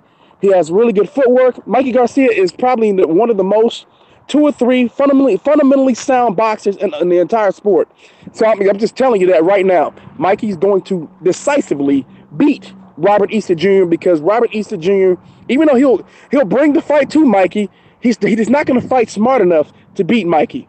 And when after that, it's going to be Vasyl Lomachenko. Vasyl Lomachenko doesn't belong at 135. He was looking puffy up there at 135, a little fat. And I see Mikey Garcia, man, timing and catching Vasyl Lomachenko coming in. Because what happens is when he gets into the later rounds, as what we saw, Lomachenko started to slow down, man, and he spent a lot of time right there in front of Linares. And I'm telling you this right now, when he gets caught with the right hand by Mikey Garcia, the fight gonna be over. So I got that fight. I got Mikey Garcia stopping him between rounds 8. Mikey Garcia stopping who? Both Robert Easter and then Vasyl Lomachenko. You got Mikey Garcia stopping Lomachenko? Yep. In what round, Callie Enigma? You're willing to put your credentials on the line for this fight? I mean, there's a lot of people saying that you might just be saying this, out of your ass, man. Do you truly believe that? I truly believe that, man.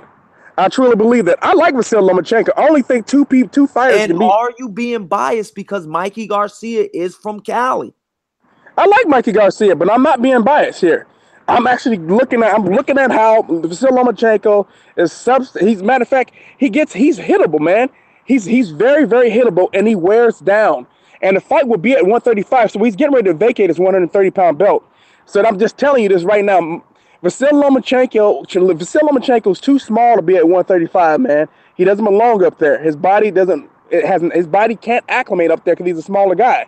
And I'm just telling you, his stamina isn't as good at 135 as it is at 130. His speed is also. He's not as fast of a fighter either. And there's a lot. I'm telling you right now, man. I'm gonna let the other brothers go, man. But I'm being honest, man. There's a lot of brothers out here that are saying that you're dead fucking wrong, and that it'll go the other way with Lomachenko and Mikey Garcia. Santee, let's get it in, man. Come on, man. What you got, man? Does Mikey Garcia? What's up? Go ahead. And I don't want to make myself into a contradiction, but I want us to kind of like reach in the bag and think real quick, okay? Yes, weight classes are different. Absolutely. That's why this conversation has so much credibility of why it's relevant, because there's so many possibilities of this fight actually happening. They're at the same weight division right now as we speak. Lomachenko and Mikey Garcia are at the same goddamn weight division. So let's get it on. So as we proceed into this, let's check notable wins, credibility, and what happened in those notable wins. Lomachenko has beat Rigondeaux, a fight that I hated. I was over to one LBZ's house with Black Reality TV as well. And shout him out. Yeah, it was that shit kind of makes your heart fall to your feet. But what happened is what happened. Okay. What was the guy before that? Somebody help me out, please. The guy before who? Guillermo Rigondeaux. It was another good fight. It was before that. The guy before Jason Sosa, I believe. Didn't he fight Jason Sosa? Okay, Sosa. Yeah. Who was you got Gary Russell Jr. You have the dude something, what's his name? Martin. You got a guy named you got a couple guys on Lomachenko's record. This is Lomachenko's last. This is Lomachenko's last 6 opponents. You have Roman Martinez, Nicholas Walters, Jason Sosa, Miguel Margaraga. My bad if I'm butchering his name. Gumel Rigondeaux. I'm sorry for butchering these names, y'all. And Jorge Linares, man. So I mean, a lot of guys. I don't mean to cut you off. A lot of guys. And this goes for you too, Worldbreaker, because you're up next. A lot of guys are saying that Mikey Garcia's record does not hold weight over Lomachenko's record. I heard this live on 78 Sports, man. I'm being honest with you guys, man. I'm being honest. But neither did Errol Spence Jr.'s hold up to Cal Brooks. It didn't. It really didn't. But it's about the overall, when it goes down, what's going to happen. Okay? You've seen the fat guy in the cafeteria. He talks a lot of shit. He bangs the table. Look, I'll fuck you up in front of your mother, goddammit. But when the smoke comes, he's on his back somewhere with his feet up in the air, begging for mercy. Okay? I'm not saying that's Vasyl. So far, Vasyl has 1 loss, and that's against the guy that stole beer. Okay? Stole tall cans of beer. That's Orlando Salido. Okay? 4-pack, homie. But he ain't still no beer, man. Come on, man. All right, allegedly. Let's say allegedly. Okay, but come on, stop, yo, stop it, stop, man. I'm trying to be serious, guys. Cut this shit out. But what the facts remained of is Mikey Garcia, at least one of his bigger victories, was phenomenal against Adrian Broner, a guy that really doesn't give a fuck about his career, not too much, I guess, until now against Jesse Vargas in a decision where he's gonna get his ass whooped in the second fight. But this is what I look at. Mikey Garcia is polished. He's a guy that can see things 2 steps ahead, but so can Vasyl Lomachenko. The difference is the weight. We've watched Lomachenko in his last fight. He did get dropped, but he also stopped his opponent. So here are the things. Like, I don't know what the fucking magic voodoo or Special K Rice that comes about with these fighters like Nicholas Walters and goddamn Guillermo Rigondeaux, where you just quit. I don't know what he has it on him. Even with his last fighter, where he's just, oh, I'm so hurt, I just can't get up. But that will resonate in the Mikey Garcia fight with the same style and standard that he fights with. This is what he possesses. So look, Santi, this is what a guy Tyrone Dash said in the comment section. He's actually asking what you're saying right now. He says Lomo can't stand in front of Mikey Garcia. Talking about Lomachenko can't stand in front of Mikey Garcia like Jorge Linares did. Do you believe that? That there's so much truth to that. I do. I'm gonna say I believe that Mikey Garcia will be a stronger puncher. He carries a lot more weight, more healthy, and more compact. He's used to carrying the weight. 135 is the killer roll for him. This is where he knocks people out.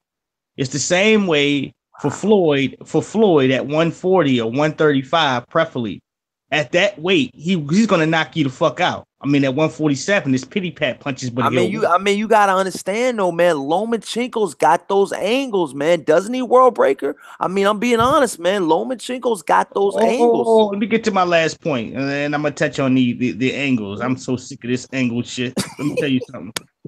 Look, man, Lomachenko is an excellent fighter, very polished. Overhyped, yes. Gets on your fucking nerves, absolutely. Fucking, it pisses you off. It makes you want to choke a motherfucker. You goddamn right. But the facts are this, man. The guy keeps showing that he's better as he has moved up in weight. He shows that he can stop a person at 135. So for Mikey, that is possibly a problem. But Mikey will come in the day of the fight heavier, stronger, possibly very much slower, but every punch that he throws will have emphasis on it. And it's all about how Lomachenko reacts to his power. That defines who wins. If Lomachenko is eating these motherfuckers and still throwing his combinations, well, he's going to get the same verdict as everybody else. But if he looks like he stiffens up real hard and starts retreating, off a jab, then it's in Mikey Garcia's favor. Mikey Garcia is a technician, but Lomachenko is a different technician. He got some of that. Lomachenko got some of that Roy Jones, goddamn Floyd Mayweather versus Chop Corley type of athleticism. And because he does, it repairs and it cleans up for some of the things that he may not possess in order to make him successful and for him to humiliate and beat down fighters. Go ahead, World Breaker. So hold on, before you go though, man, who you got on the Lomo versus Mikey Garcia? Like what round? Like, you know what I mean? I'll stay with Mikey because I already picked him on my channel. I don't want to contradict my fans and my supporters. So I'm gonna stay with Mikey. You know, I can't. But it sound like you're thinking Lomo too, though. You really thinking Lomo? I'm thinking logic, brother. I'm thinking logic. I'm thinking like, all right, shit, I don't know. Because I threw my hat in this pile like a bunch of times. I keep throwing my hat in there, and my hat keeps getting set on fire. You understand what I'm saying? So because of that, I think it's in my best interest to tread softly on this. Because if it goes the other way, I'm sick of people coming to my channel to shit on me because they feel like I'm biased. Oh, okay. I am. I really am. I'm sick of the fucking media. I'm sick of this hype job. You know, not hype job, but the hyping. Who's a hype job? Nobody's a hype job. I got to take the word back. That's why I said my bad. Oh, yeah. Okay. I'm sick of this hyping process of this guy before he gets it. You make people pray for his downfall. You make somebody want to see him get knocked the fuck out when you do all this extra shit to shit on people like Muhammad Ali, like Floyd Mayweather Jr. Today, people were saying that he's better than Roy Jones Jr. I seen your video. I know what you're gonna say. I watched your video, goddamn it, and I agree with you. Go ahead, World Breaker. That's what pisses people off. Is that shit? I agree. Talking to Tyrone Dash. about Eddie Hearn, and he's obviously a fan of Eddie Hearn, and that's fine and dandy. The thing is, what I keep asking Tyrone is establish the facts. Establish the facts about Eddie Hearn and how successful he is. I could give a damn about a promoter. That's not what I'm into. I'm into boxing. A promoter is an apparatus to make a match. But at the end of the day, Eddie Hearn has one fighter. That's Anthony Joshua, who has gotten his belts through all types of means and ways, but not truly how a champion gets belts. So he has one commodity. Everybody else is secondary. You can't name me 10 fighters that Eddie Hearn has that are valuable. You can't name any big deals that Eddie Hearn has. He doesn't have $100 million fight under his belt. He doesn't have any of that. So it's not hate, bro. It's not Cali Enigma hating. Cali Enigma calls him a liar. I say he's a liar too, based off the fact that everything he says is contradictory. None of his statements match up with the facts. I base everything off of facts. So and now who's a liar, bro? Who's a liar? Eddie Hearn's a liar because I agree. None of the things that he says matches up with what he intends or whatever he says. But I was just addressing Tyrone in the chat because, he thinks it's hate. It's not hate. Just go on YouTube and cycle every interview he has day to day. He says something different every day. He's talking about this big contract, a so-called big contract, but when you read the fine print, it's not what it is. So let me get on Lomachenko and I'll get back on that chat. Lomachenko is a product of marketing, just like Triple G, just like Ricky Hatton. The difference is Lomachenko is actually talented. And the thing about Lomachenko is, and hold on, I don't mean to cut you out. That's another thing a lot of fans are forgetting. A lot of Mikey Garcia fans are forgetting, man. Lomachenko just did not get here off his goddamn looks, man. The guy Lomachenko is very, very gifted, man. He's almost one of the. Corley, I'm a Vasil Lomachenko fan despite what some people think. Matter of fact, if you listen to the live stream that I did with Black Horseman and some of the other brothers, they would tell you who I was rooting for. I was very biased towards Vasil Lomachenko. Very, very biased. I'm a big Vasil Lomachenko fan. I only think there's two fighters capable of beating him. That's Tank Davis and Mikey Garcia, and I believe that he can beat those guys too. I don't think it's crazy that he can win them, he can beat them, but I think he'll lose to those dudes. It's not that I don't like him. I don't want to forget these thoughts. Go ahead. Lomachenko is a very talented fighter, but what you're seeing is the duplicity of boxing. I don't know if it's race based necessarily, but I know that there's some favoritism. There's some cushion for Lomachenko based on who he's with. Last night I was on Marlo's corner and I decimated Rocky Marciano's record based off of BoxRec. The people that he fought. He fought a bunch of past their prime old men, people in their 40s. Lomachenko's not fighting the best fighters in his division. He's fighting selected fighters. Now that's not necessarily Lomachenko's fault because I don't think, from what I've seen of Lomachenko, he's a guy that would duck and dodge. I don't think he's really selective. I think it's his crew, the people in his corner, including Bob Arum, that are trying to maximize the monetary proceeds of this guy's career because he has a short window. The guy's 30. He has 13 fights, 12 or 13 fights. He has a very short window. Probably by the time he's 32, he's finished. But see, what I'm trying to tell you is, and this is what I'm trying to tell everybody else, man. There's a lot of fans, diehard, not casual, diehard fans that are saying Lomachenko's record is better than Mikey Garcia's record with only 12 or 13 fights or whatever he had, 11 fights. I'm being honest. And they are diehard fans. I can't necessarily say that because, dude, there's a difference. Even though Lomachenko has an extensive amateur record, and it's kind of a bell curve for him, he still only has 12 or 13 fights versus Mikey Garcia has 38, 39 fights. So at the professional level, hell, 12 fights in, he doesn't have the same quality of fighters that Lomachenko's fought. I can agree with that 12-fight-10. But you got to account for the other 20-something fights that he does have. And so that experience is applied, applied versus that bell curve. There's things that Mikey Garcia knows what to do in the ring that Lomachenko's never seen at the professional level.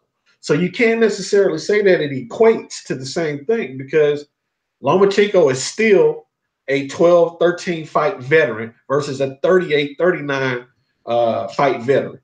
Mikey Garcia is crafty. Mikey Garcia has been able to move up weight, whether who you think of his opponents or not. He's been able to move up and down weight and defeat people.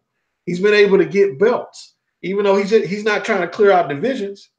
It's a considerable experience gap at the professional level. Not to say that Lomachenko can't overcome it. It's just that Mikey Garcia has seen a lot more variation of fighter than Lomachenko has, and that's just the truth of it. And it can't be overcame in that sense. So I mean, with that being said, who you got, man? I mean, what round? Probably. I gotta think it out. I'm thinking maybe 8th, 9th round if Garcia's pressing.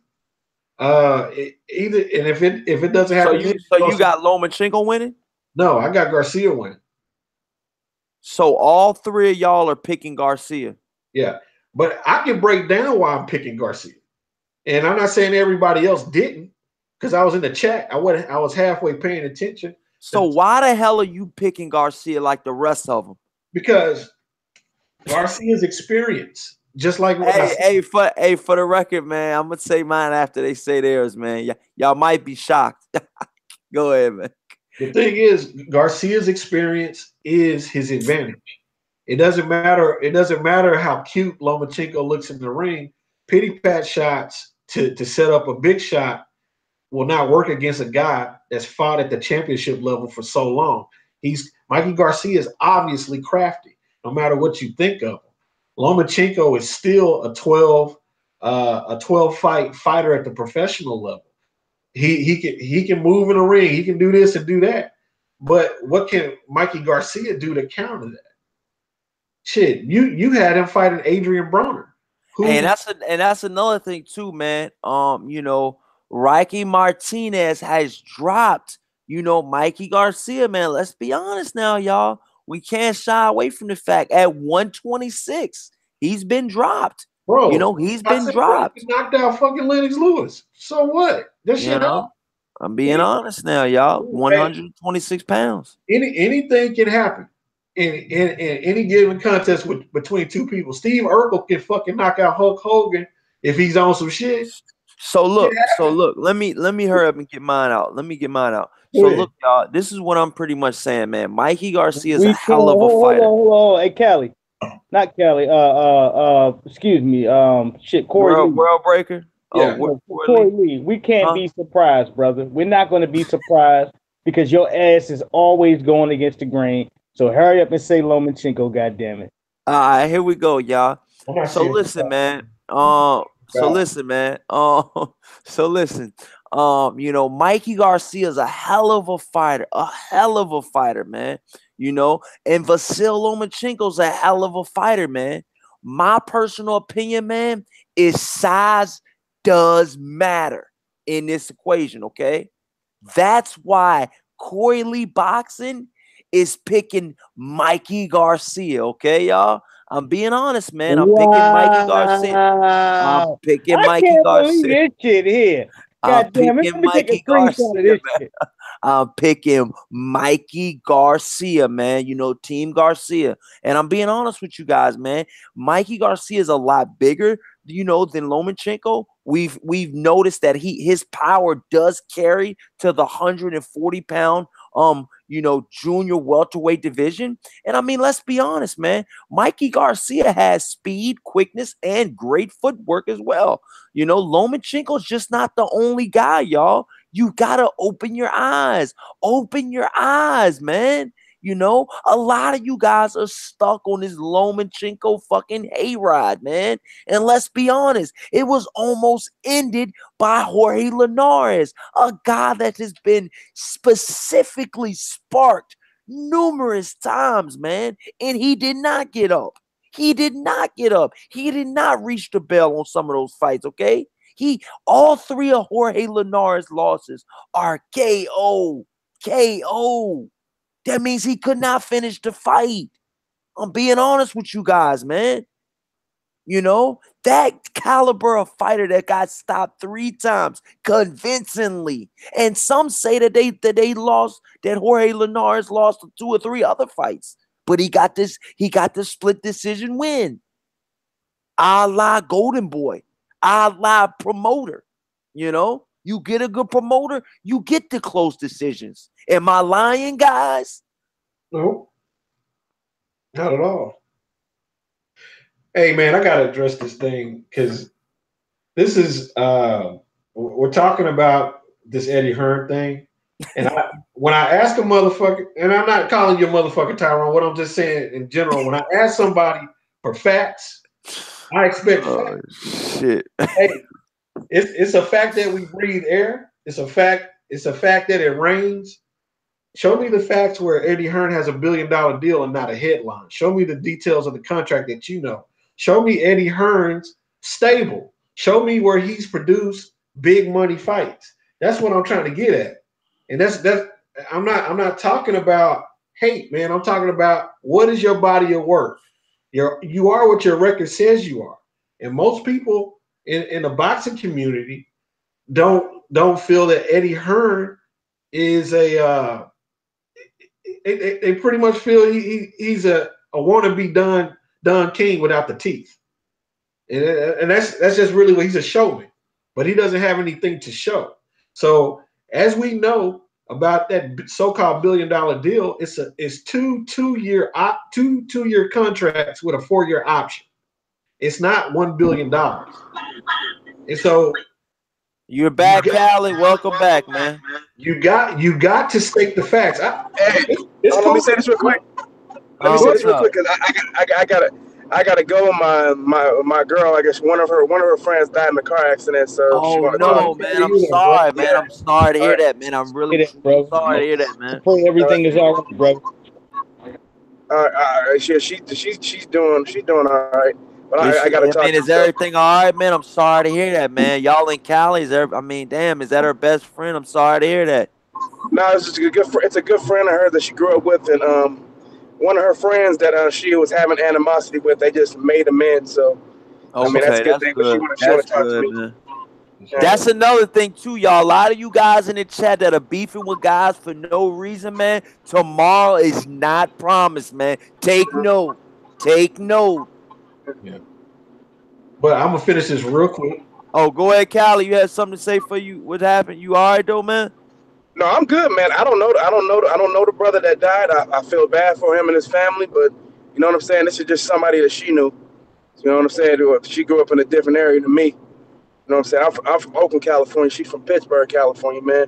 It's still the East Bay, but I mean, I don't know the dude. I feel bad for the brother and for his family, man. You know what I'm saying? Godspeed to the brother, man. You know what I'm saying? I pray for the family. That's all. That's all I can do, man. You know what I'm saying? Hey, our prayers go out, Callie, to you and yours. All right, man. Take care. Take to your girl, man. All right, man. All right, Callie, man. Peace, man. No doubt, man. Yeah, but the bottom line, what I'm trying to get at, man. So back to this guy, Tyrone, right? Yeah.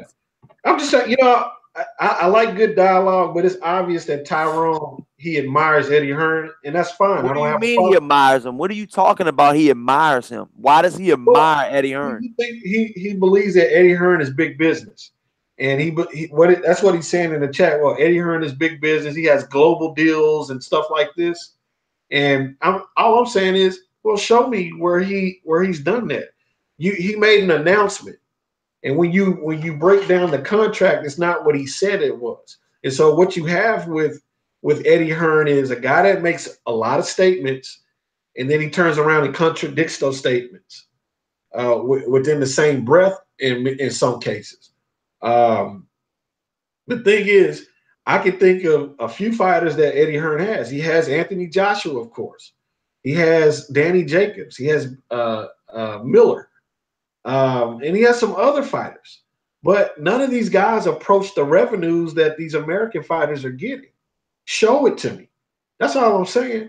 Don't tell me Eddie Hearn is this when Al Heyman has generated in excess of $2 billion on 3 fights and a money deal for PBC, and that's not counting all the other fights that he's managing through that exceeds that. Al Heyman has a body of work that is proven, that can be looked up, that can be tracked. Eddie Hearn does not, and that's all I'm saying. That's not hate, bro.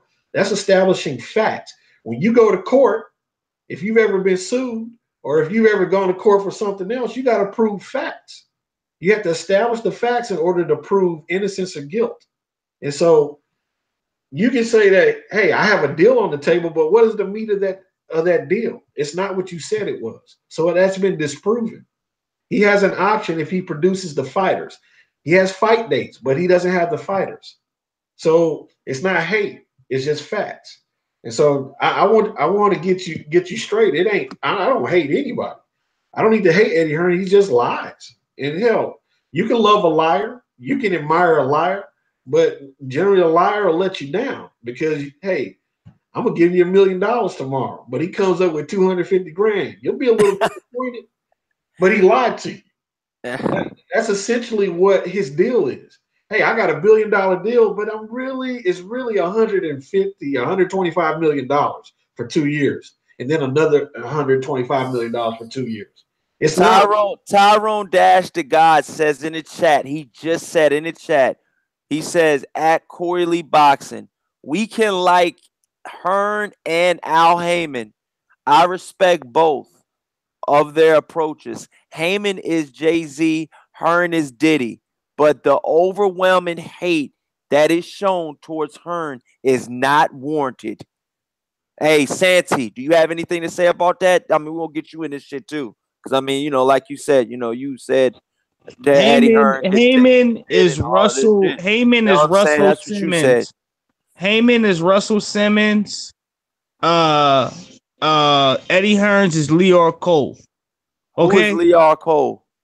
He's the guy that was the president of 300 Entertainment. Okay, I know who you're talking about. I know who he is. Yeah, he's a shitbag. He's a guy that signs people to 360 deals. He's known for signing what's a 360 deal? What's a 360 deal? Pretty much, I own your publishing. I'm gonna rape your contract. So he's dirty red for amount of dollars. And I'm gonna put wood to you 24/7, aka a 360 off the crumb bottom of the barrel deal that a lot of Negroes don't mind getting because they'll get camera time and they'll be allowed to have a video on MTV Jams too. But at the end, I got your money. So Tyrone Dash, did you hear what he just said? Tyrone, did you hear him? Tyrone Dash just said just now in the chats. He said he is having meetings with fighters. Robert Garcia said Mikey Garcia is in serious negotiations with Eddie Hearn at Corey Lee Boxing, and tell Santi to stop. AJ is not complaining. So what is he saying isn't facts? Wow. Look here, brother, sir. Okay, Eddie Hearns has exposed himself. Why are you trying to call me a liar when you're supporting a liar? Ain't that apples and oranges? Right? It's like a dirty fruit cocktail. You done put all this shit up in here, all your pineapples and shit, and then you done took some sand and poured it right in the fruit cocktail. You would have a point if you wasn't on that. Eddie Hearns ain't right, man. It's a fact that he's a ticket scalper. So if he'll steal from his biggest fighter, what does he got in store for these other guys out here? Huh? Here's a man that can't help you sell the maximum amount of tickets in the town that you're from. Hey, With two and guys in the town that they're from. And Tyrone Dash also said Jay-Z has made more than Russell. But yeah, man. So you know with the ticket, this guy's just coming back with all this. Look, man, Jay-Z worked more than Russell, but he hasn't made more than Russell. I'm glad I don't count. I'm glad I don't count other people's money. Tyrone Dash says at Corey Lee Boxing, they all keep saying that Hearn does bad business, but Spence said Eddie is good money, as do all his fighters. Only the outsiders are complaining. So what publication? Tyrone Dash. Did you get a check from Eddie Hearns? Can you answer that question? Did you get a check from Eddie Hearns? Since you counting everybody's money, you counting Russell money, you counting Jay-Z money, you counting Anthony Joshua money. Yeah, you doing a lot of counting. I know your thumbs is hurting. So while you sitting there counting all that, hopefully you can count my money. I don't know how much money I got right now. But let me tell you this, brethren. While you counting everybody goddamn money, right? Did they send you a check? Talking about who you talking about? Tyrone, did they send you a check, brother? Did you get a check for all this PR that you doing out here? You fighting hard for some people that you ain't getting a check from. Tyrone just stated in the chat. He says Santi hates. He says at Corey Lee Boxing, Santi hates to talk all facts. Why? Why are you saying that when you won't answer my question? You are counting somebody else. Tyrone Dash says at Corey Lee Boxing, he is deflecting now. But the thing is, Tyrone, I don't think you're not Santi. I don't think Santi's deflecting, is I mean, no, I don't. Tyrone himself hasn't stated any facts. Everything that you're saying is hearsay. Like you just said that Errol Spence said that his money's good. Show me the interview. Show me the source. Show me. Take a look at it. Put it in the comment section. Thank you, World Breaker Fighter. Thank you. Put it in the comment section. What do you mean deflecting? You're counting people money. That's what you're doing. Can you count mine, please? This is terrible, man. Yeah. What do you mean deflecting? I'm sorry. Look, man, I don't hold on to other grown people's nuts. That's not what I do. I don't grab people's nuts and see how much money they have, man. I'm my own man. Yeah, I move my own way, okay? And if a guy is a liar, I'm gonna call him a liar, okay? I don't know what you're comfortable with, Mr. Tyrone, but I'm very uncomfortable with that. Am I deflecting now? Are the facts not presented as well as you would like them to be presented, sir?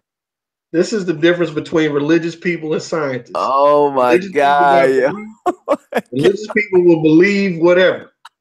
Scientists believe in facts. But this is what I'm saying, though, to both of you. Tyrone Dash says at Corey Lee Boxing, he says Santi hates to talk facts. What does he mean by that? I thought you've been talking facts the whole time, Santi. I don't know, man. Hey, Tyrone, you're absolutely right. Okay, you're right, and I'm wrong. Now continue to count people's money and to speak bad upon me. You know, I hope everything works out for you counting other people's money. Hey, no, Tyrone pretty much saying right here. He says, Eddie Hearn's bad business, but Earl Spence said Eddie is good money. Well, send a link in, brother. Did Spence say that? I never heard of it. I'm being honest with both of you. I'm being honest to everybody in the chat, and I'm being honest to everybody. I'm trying to let everybody have the voice, and you can voice your opinion here on Corey Lee's Boxing. But he said, Tyrone Dash said that he says that Eddie Hearn does. He says they all keep saying that Eddie Hearn does bad business. He said, but Earl Spence said Eddie Hearn is good money. He says, as do all fighters. He said, as do all fighters. So Earl Spence said that Eddie Hearn's good money. I mean that I never heard that. I did. Has anybody for everybody in the comment section? Have you heard that? Have you heard Errol Spence Jr. say Eddie Hearns is good money? Daniel Johnson said shit. Not in a video that I've seen. Right. Anybody else, please voice your opinion in the comment section. Have you heard Errol Spence Jr. say Eddie Hearns is good money? He needs some supporters right here. Help him out. Just tell the truth. That's all I'm asking y'all. Tell the truth. If that's what he said, then I need to be corrected. Anybody else? But read these comments, brother. And honestly, the statement doesn't make sense because Errol Spence is set up where he doesn't need a promoter. Number one, Errol Spence has been vehemently against having a promoter. He said the way that he's getting paid, he knows where everything is going. So Errol Spence has never endorsed a promoter. He turned down Mayweather. So exactly, it doesn't jive. And so that's why I keep saying facts matter. You are what your resume says you are. Hey, Corey Lee, what is it? My bad, World Breaker. Corey Lee, what does the comment section say on his? Because he needs some supporters. He needs somebody back in his statement. He won't send a link. The perfection says hell no. With hell no saying it loud. You know what I mean? And Rambo 9 says heard what? Question mark. And then Suleiman says talk about Dillian White. The Lone Wolf says murder, I don't believe you. Murder, I don't believe you. And then the perfection is agreeing with Daniel Johnson 100%. Daniel Johnson says shit, not in the video that I've seen. And every day. And Daniel Johnson says, "Thank you, World Breaker. Thank you." Yeah, so you know what I mean.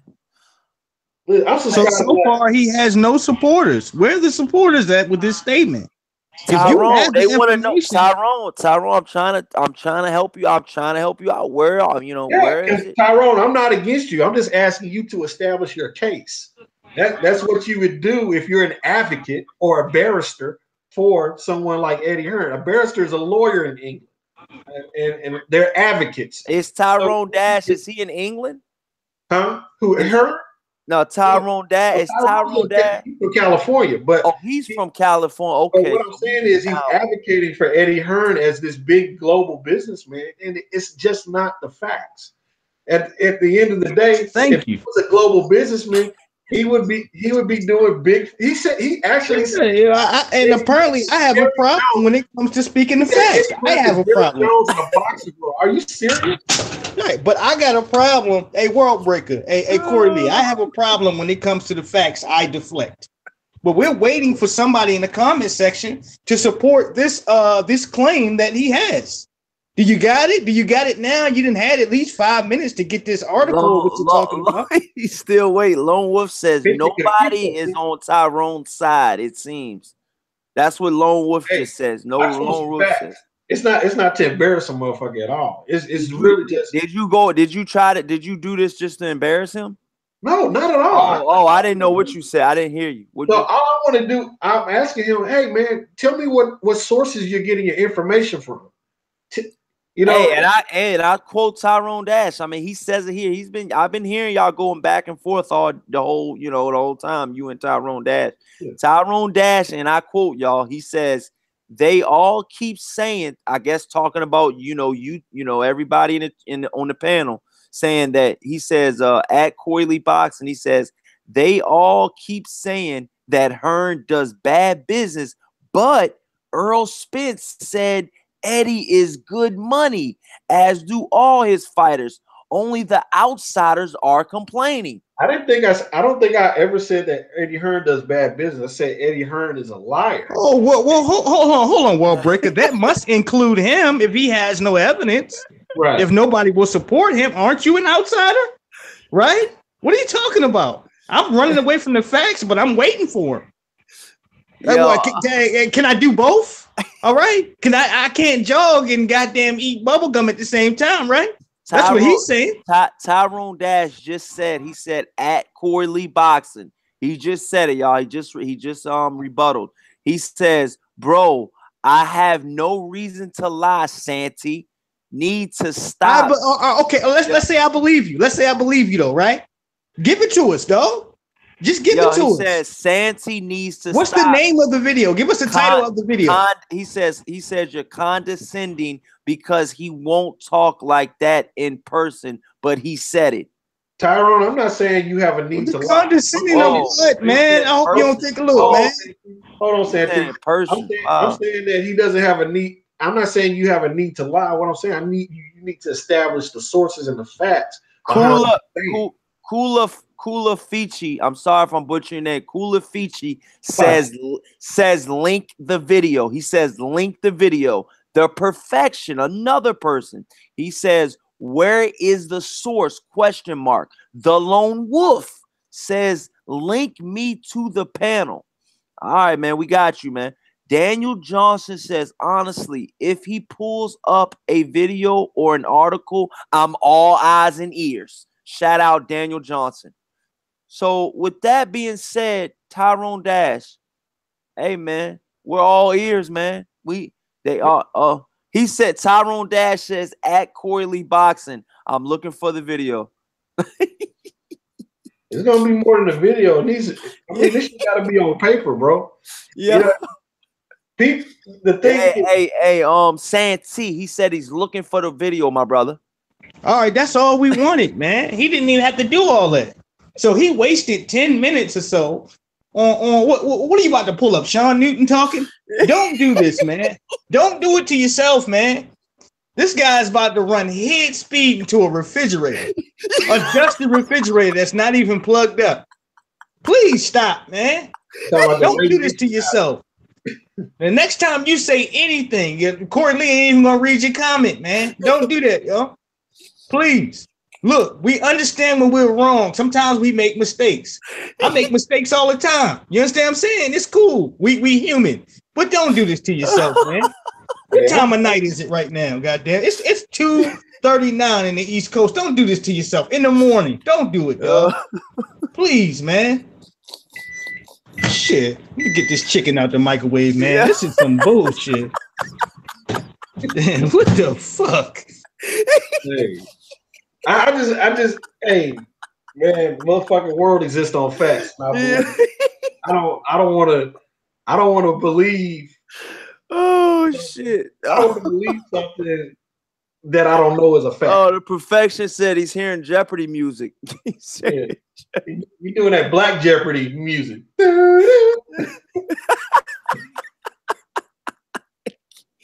Derek Robbins says it's well known in the UK from the boxers that they earn more with Hearn. He pays on time and he pays well. He also seems to get the title shots for his stable of boxers. Wow, Santi, did you hear? Wow, Derek Robbins. Earn more against. Why is Dillian White still waiting? Yeah. Why is Dillian White in the refrigerator somewhere?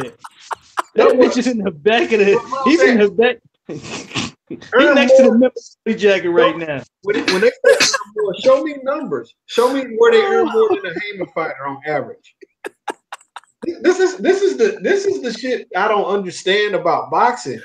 It's like people got Eddie Hearn and Al Heyman and they got trading cards and shit. I got an Eddie Hearn rookie card. And Eddie Hearn rookie card worth $500 or something. I don't get this.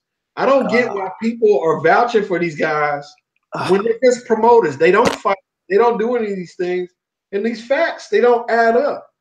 Everybody has these statements, but they're not establishing the fact. Okay, is an Eddie Hearn fighter averaging $5 or $6 million per fight versus $3 or $4 million fight for someone that's independent or signed to a manager agreement with Al Heyman? That's what I'm trying to understand. State your facts and have the information behind it, and I don't have a problem with it. And I don't have a problem with it now. I'm just asking you to establish it. That's it. Shit is crazy, man. All right, man. With that being said, man, like I said, man, this shit has just been crazy. Eddie Hearn, I'm gonna be honest with you guys, man.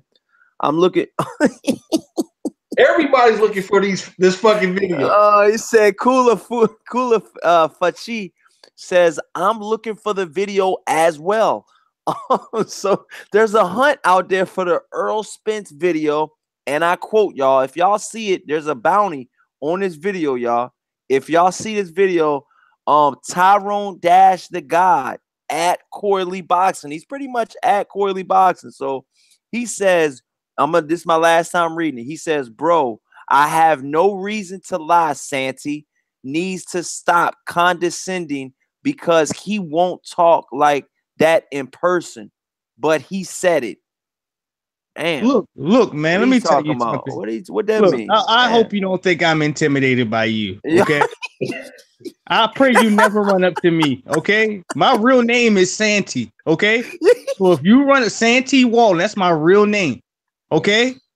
I'm out here in Maryland, man. You feel safe, man, to run up on me with that stupid shit.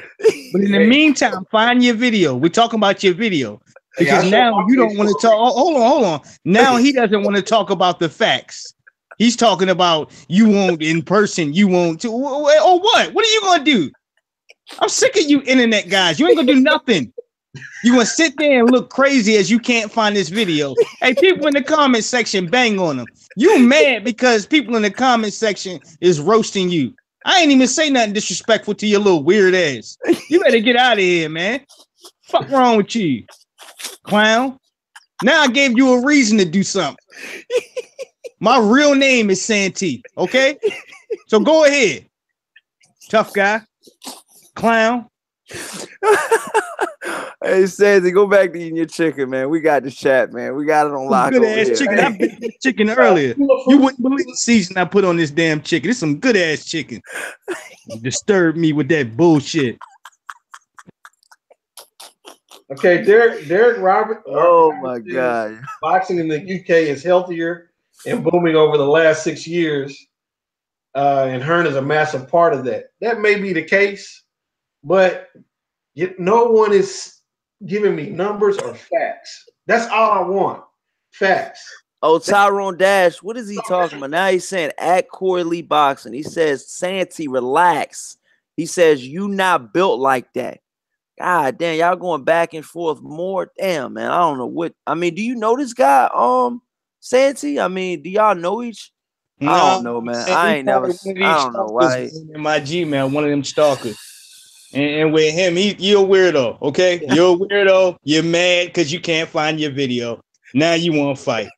I hope you do, man. I hope you run up to me, okay? I pray you do. All right, that's my real name, okay? All right. You have a great night and do what you want to do, all right? I'm a civilian. You're right. I'm not built like that. But I pray you don't never run up to me, man. You be safe out there finding that video. The underrated darkness says, this is crazy. Santee, don't even worry about that. Hey. Yo, but yeah, but that's what I'm saying. So pretty much Kalafuchi says, all I see is Hearn talking about Spence. No video with Earl Spence talking about Eddie Hearn. There's no video. That's what Kalafuchi says. The Lone Wolf says, I think he already done bounced. Oh, he's back. He says, at Corley Boxing, he says, I don't want to fight. I'm looking for the video. So that's what he said, Santee. He said, I don't want to fight. He said, I'm looking for the video. That's what he's looking for the family. I didn't either, but you keep saying in my face. So when I see you, like you insinuating some type of physical confrontation. Yeah. Look, I'm a man at the end of the day. I got a family to take care. I ain't no sucker. I don't know what you're trying to say. So I kind of feel like you're all right, whatever. Look, I don't want no trouble either. Look, brother, I want no trouble. I just want you to find this video so we can focus on the facts, as you said, so we can zero in on the facts. That's where I'm at right there. I don't look, goddamn it. Look at the comment section. It ain't my fault. I said what everybody else was thinking. That's all. Hey, Corey. Derek Roberts says facts are the number of stadium shows. Oh shit. Pay-per-views, interviews from past.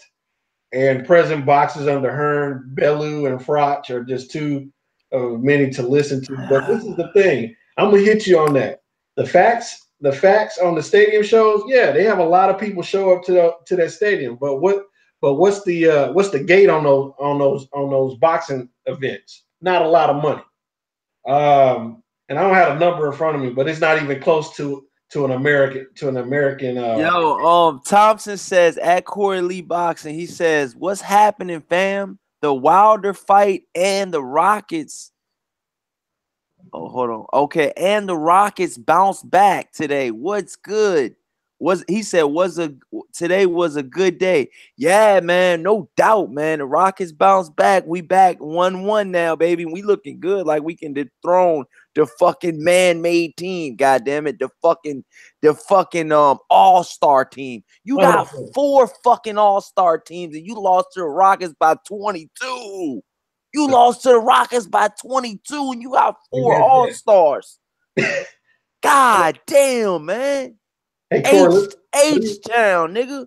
Corey, let me wrap this cat up real quick. Oh, go ahead. On pay-per-views, Derek Roberts, pay-per-views in England are like $20. So the revenue's not the same. Let's see here. You said interviews from the past and present boxers under her. That's in England. England is not even England is probably the size of Dallas to Galveston. If you know anything about Texas. It's not a big country. It has 65 million people. The state I live in has 40. And the United States has 300 million. It's not the same type of revenue. They don't charge the same prices. So they may be making more money over there in England. It's not comparable to the market in the United States. Now, I'm not disputing that they're not making as much money in England, but it's not comparable to what the fighters are making in the United States. It's good marketing. Eddie Hearn is great at marketing, but he's trying to move into a very established place where everybody's a big dog. He's a big dog in a small yard, or a big fish in a small pond. You know, bottom line. He's coming to the goddamn ocean, and it's fucking whales in the fucking ocean. It's fucking killer sharks. The underrated darkness says, Tyrone, hope you get that video. Then Tyrone Dash the guy says, at Corey Lee Boxing, he says, all I said was in person, it would be a lot more respectful. But Forbes says, I don't know where y'all going with this shit, but he says, but Forbes has AJ as the highest earning boxer, making between 18 and 25 pounds in the Parker fight. What you was talking about, money with him or something? Or well, World Breaker, what y'all talking about? Person? What y'all doing over there? I didn't ask about a person. I just want to bro. I don't give a I don't listen. You got to understand something. AJ's a heavyweight champion, is a heavyweight champion of the world. He is a big fish in a small pond. Okay? He's making big money in England off of 65 million potential that customers. Like button. Okay? So you have 65 potential customers in the UK. Okay, proper. I live in a state with 40 million people. I can probably, and with the way we charge for shit here, I have 40 million potential customers who are paying 10 times more money for the same shit with better boxes overall. What I'm trying to get you to understand, bro, it's all right to be a fan of a guy and what you think or what you know he's doing. I don't have a problem with that. But some of the things that you're stating, you're not substantiating with facts. I didn't ask you about Parker, bro, or about AJ. I asked you about Eddie Hearn. Eddie Hearn's situation is, you're telling me Eddie Hearn's a boss. Eddie Hearn's an individual. You compare him to Jerry Jones, bro. Texas. I lived in Valley Ranch when Jerry Jones bought the Cowboys as a kid. Damn.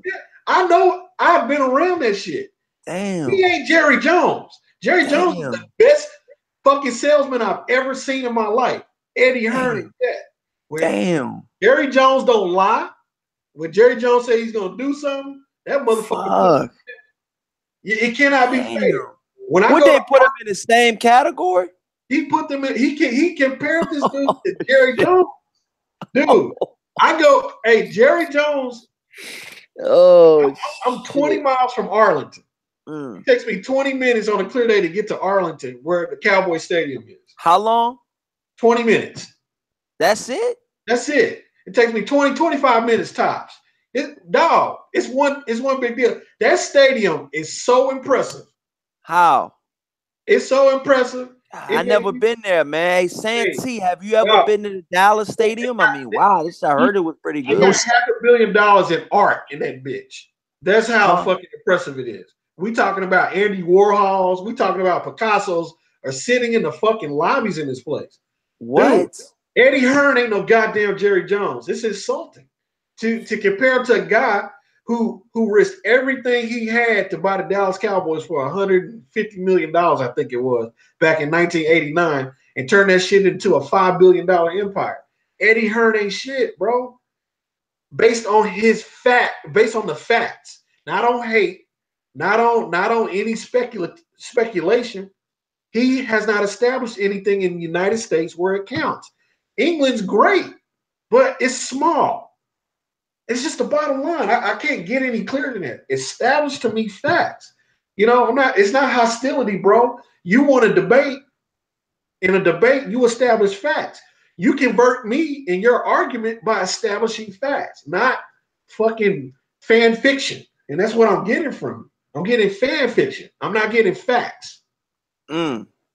So y'all, look, man, I got a long day tomorrow, man. I want y'all. We're gonna close the show up, man, so I can get a good night rest, I man. hear you too. I'm about to take my dirty ass to sleep too, man. So look, any closing remarks, man, before we wrap it up, man? Go first. I want to say this, man. For the brothers, man, thank you for all the work that you guys put in here, man. On the behalf of the LDBC, just for the overall consistency of great content, and for the fact that we got some good brothers here, man. We really do. We got to keep this shit flowing. Now, I don't know how to establish my Gmail account or Gmail hangout like you guys do. That's neither, why I always come on your show. Me neither. I do not know how to work that shit. I'm talking about the hangout joint, and I'm gonna need y'all help. Oh, but as far as everything else, I'll always be here on y'all shit. As far as with y'all hangouts, you always got my support. When I drop my videos, I will mention you guys to go subscribe to you dudes, as I've already have. And I appreciate the invite, man. And we're gonna keep coming back with another banger. And hopefully next time that we hear that we can get Black Horseman Productions. But much love to every last one of y'all, man. I'm proud of you guys, man. And this is wonderful. Cool. Go ahead, World Breaker. Hey, look. Thank you, Santee. Thank you. Derek Robbins, it ain't about the state. It's about where it's at. And you're saying that Eddie Hearn's just now establishing himself. That's not true. He's been trying to establish himself for years. So he's new to you, but he's not new to the boxing game. And so you can come to my channel, World Breaker Fighting, and we can debate this and just present the facts on there. Corey's going to be on there because this is what we do. We round robin. You can get on my channel tomorrow and we can chop it up over it. But, you know, I don't mind fan admiration with anybody. That's what you do. What you do. I just want some facts. Now, Corey, it's been a pleasure being on your show. I feel like I won the Oscar. I feel like a great colored guy who's 20% Irish and 10% Italian. It's just great. World Breaker Fighters in the fucking house. Yeah. Corey Lee boxes in the fucking house. Santee Walden has some chicken in the microwave. Yeah. About to do the goddamn thing. Holla at your boy, World Breaker Fighting. All my Corey Lee fans, subscribe to World Breaker. All the World Breakers going to subscrib to Corey Lee. This is how we do the damn thing. Yeah. Go shout out to Santee, y'all. If y'all haven't, go subscribe to Santee on there, you know, on his YouTube platform. And if you haven't subscribed, go to World Breaker Fighting and go subscribe to that brother. They both got good content, man. And this is Corey Lee's Boxing, and we've just hit you with another banger. Until next time, y'all. Peace. Later.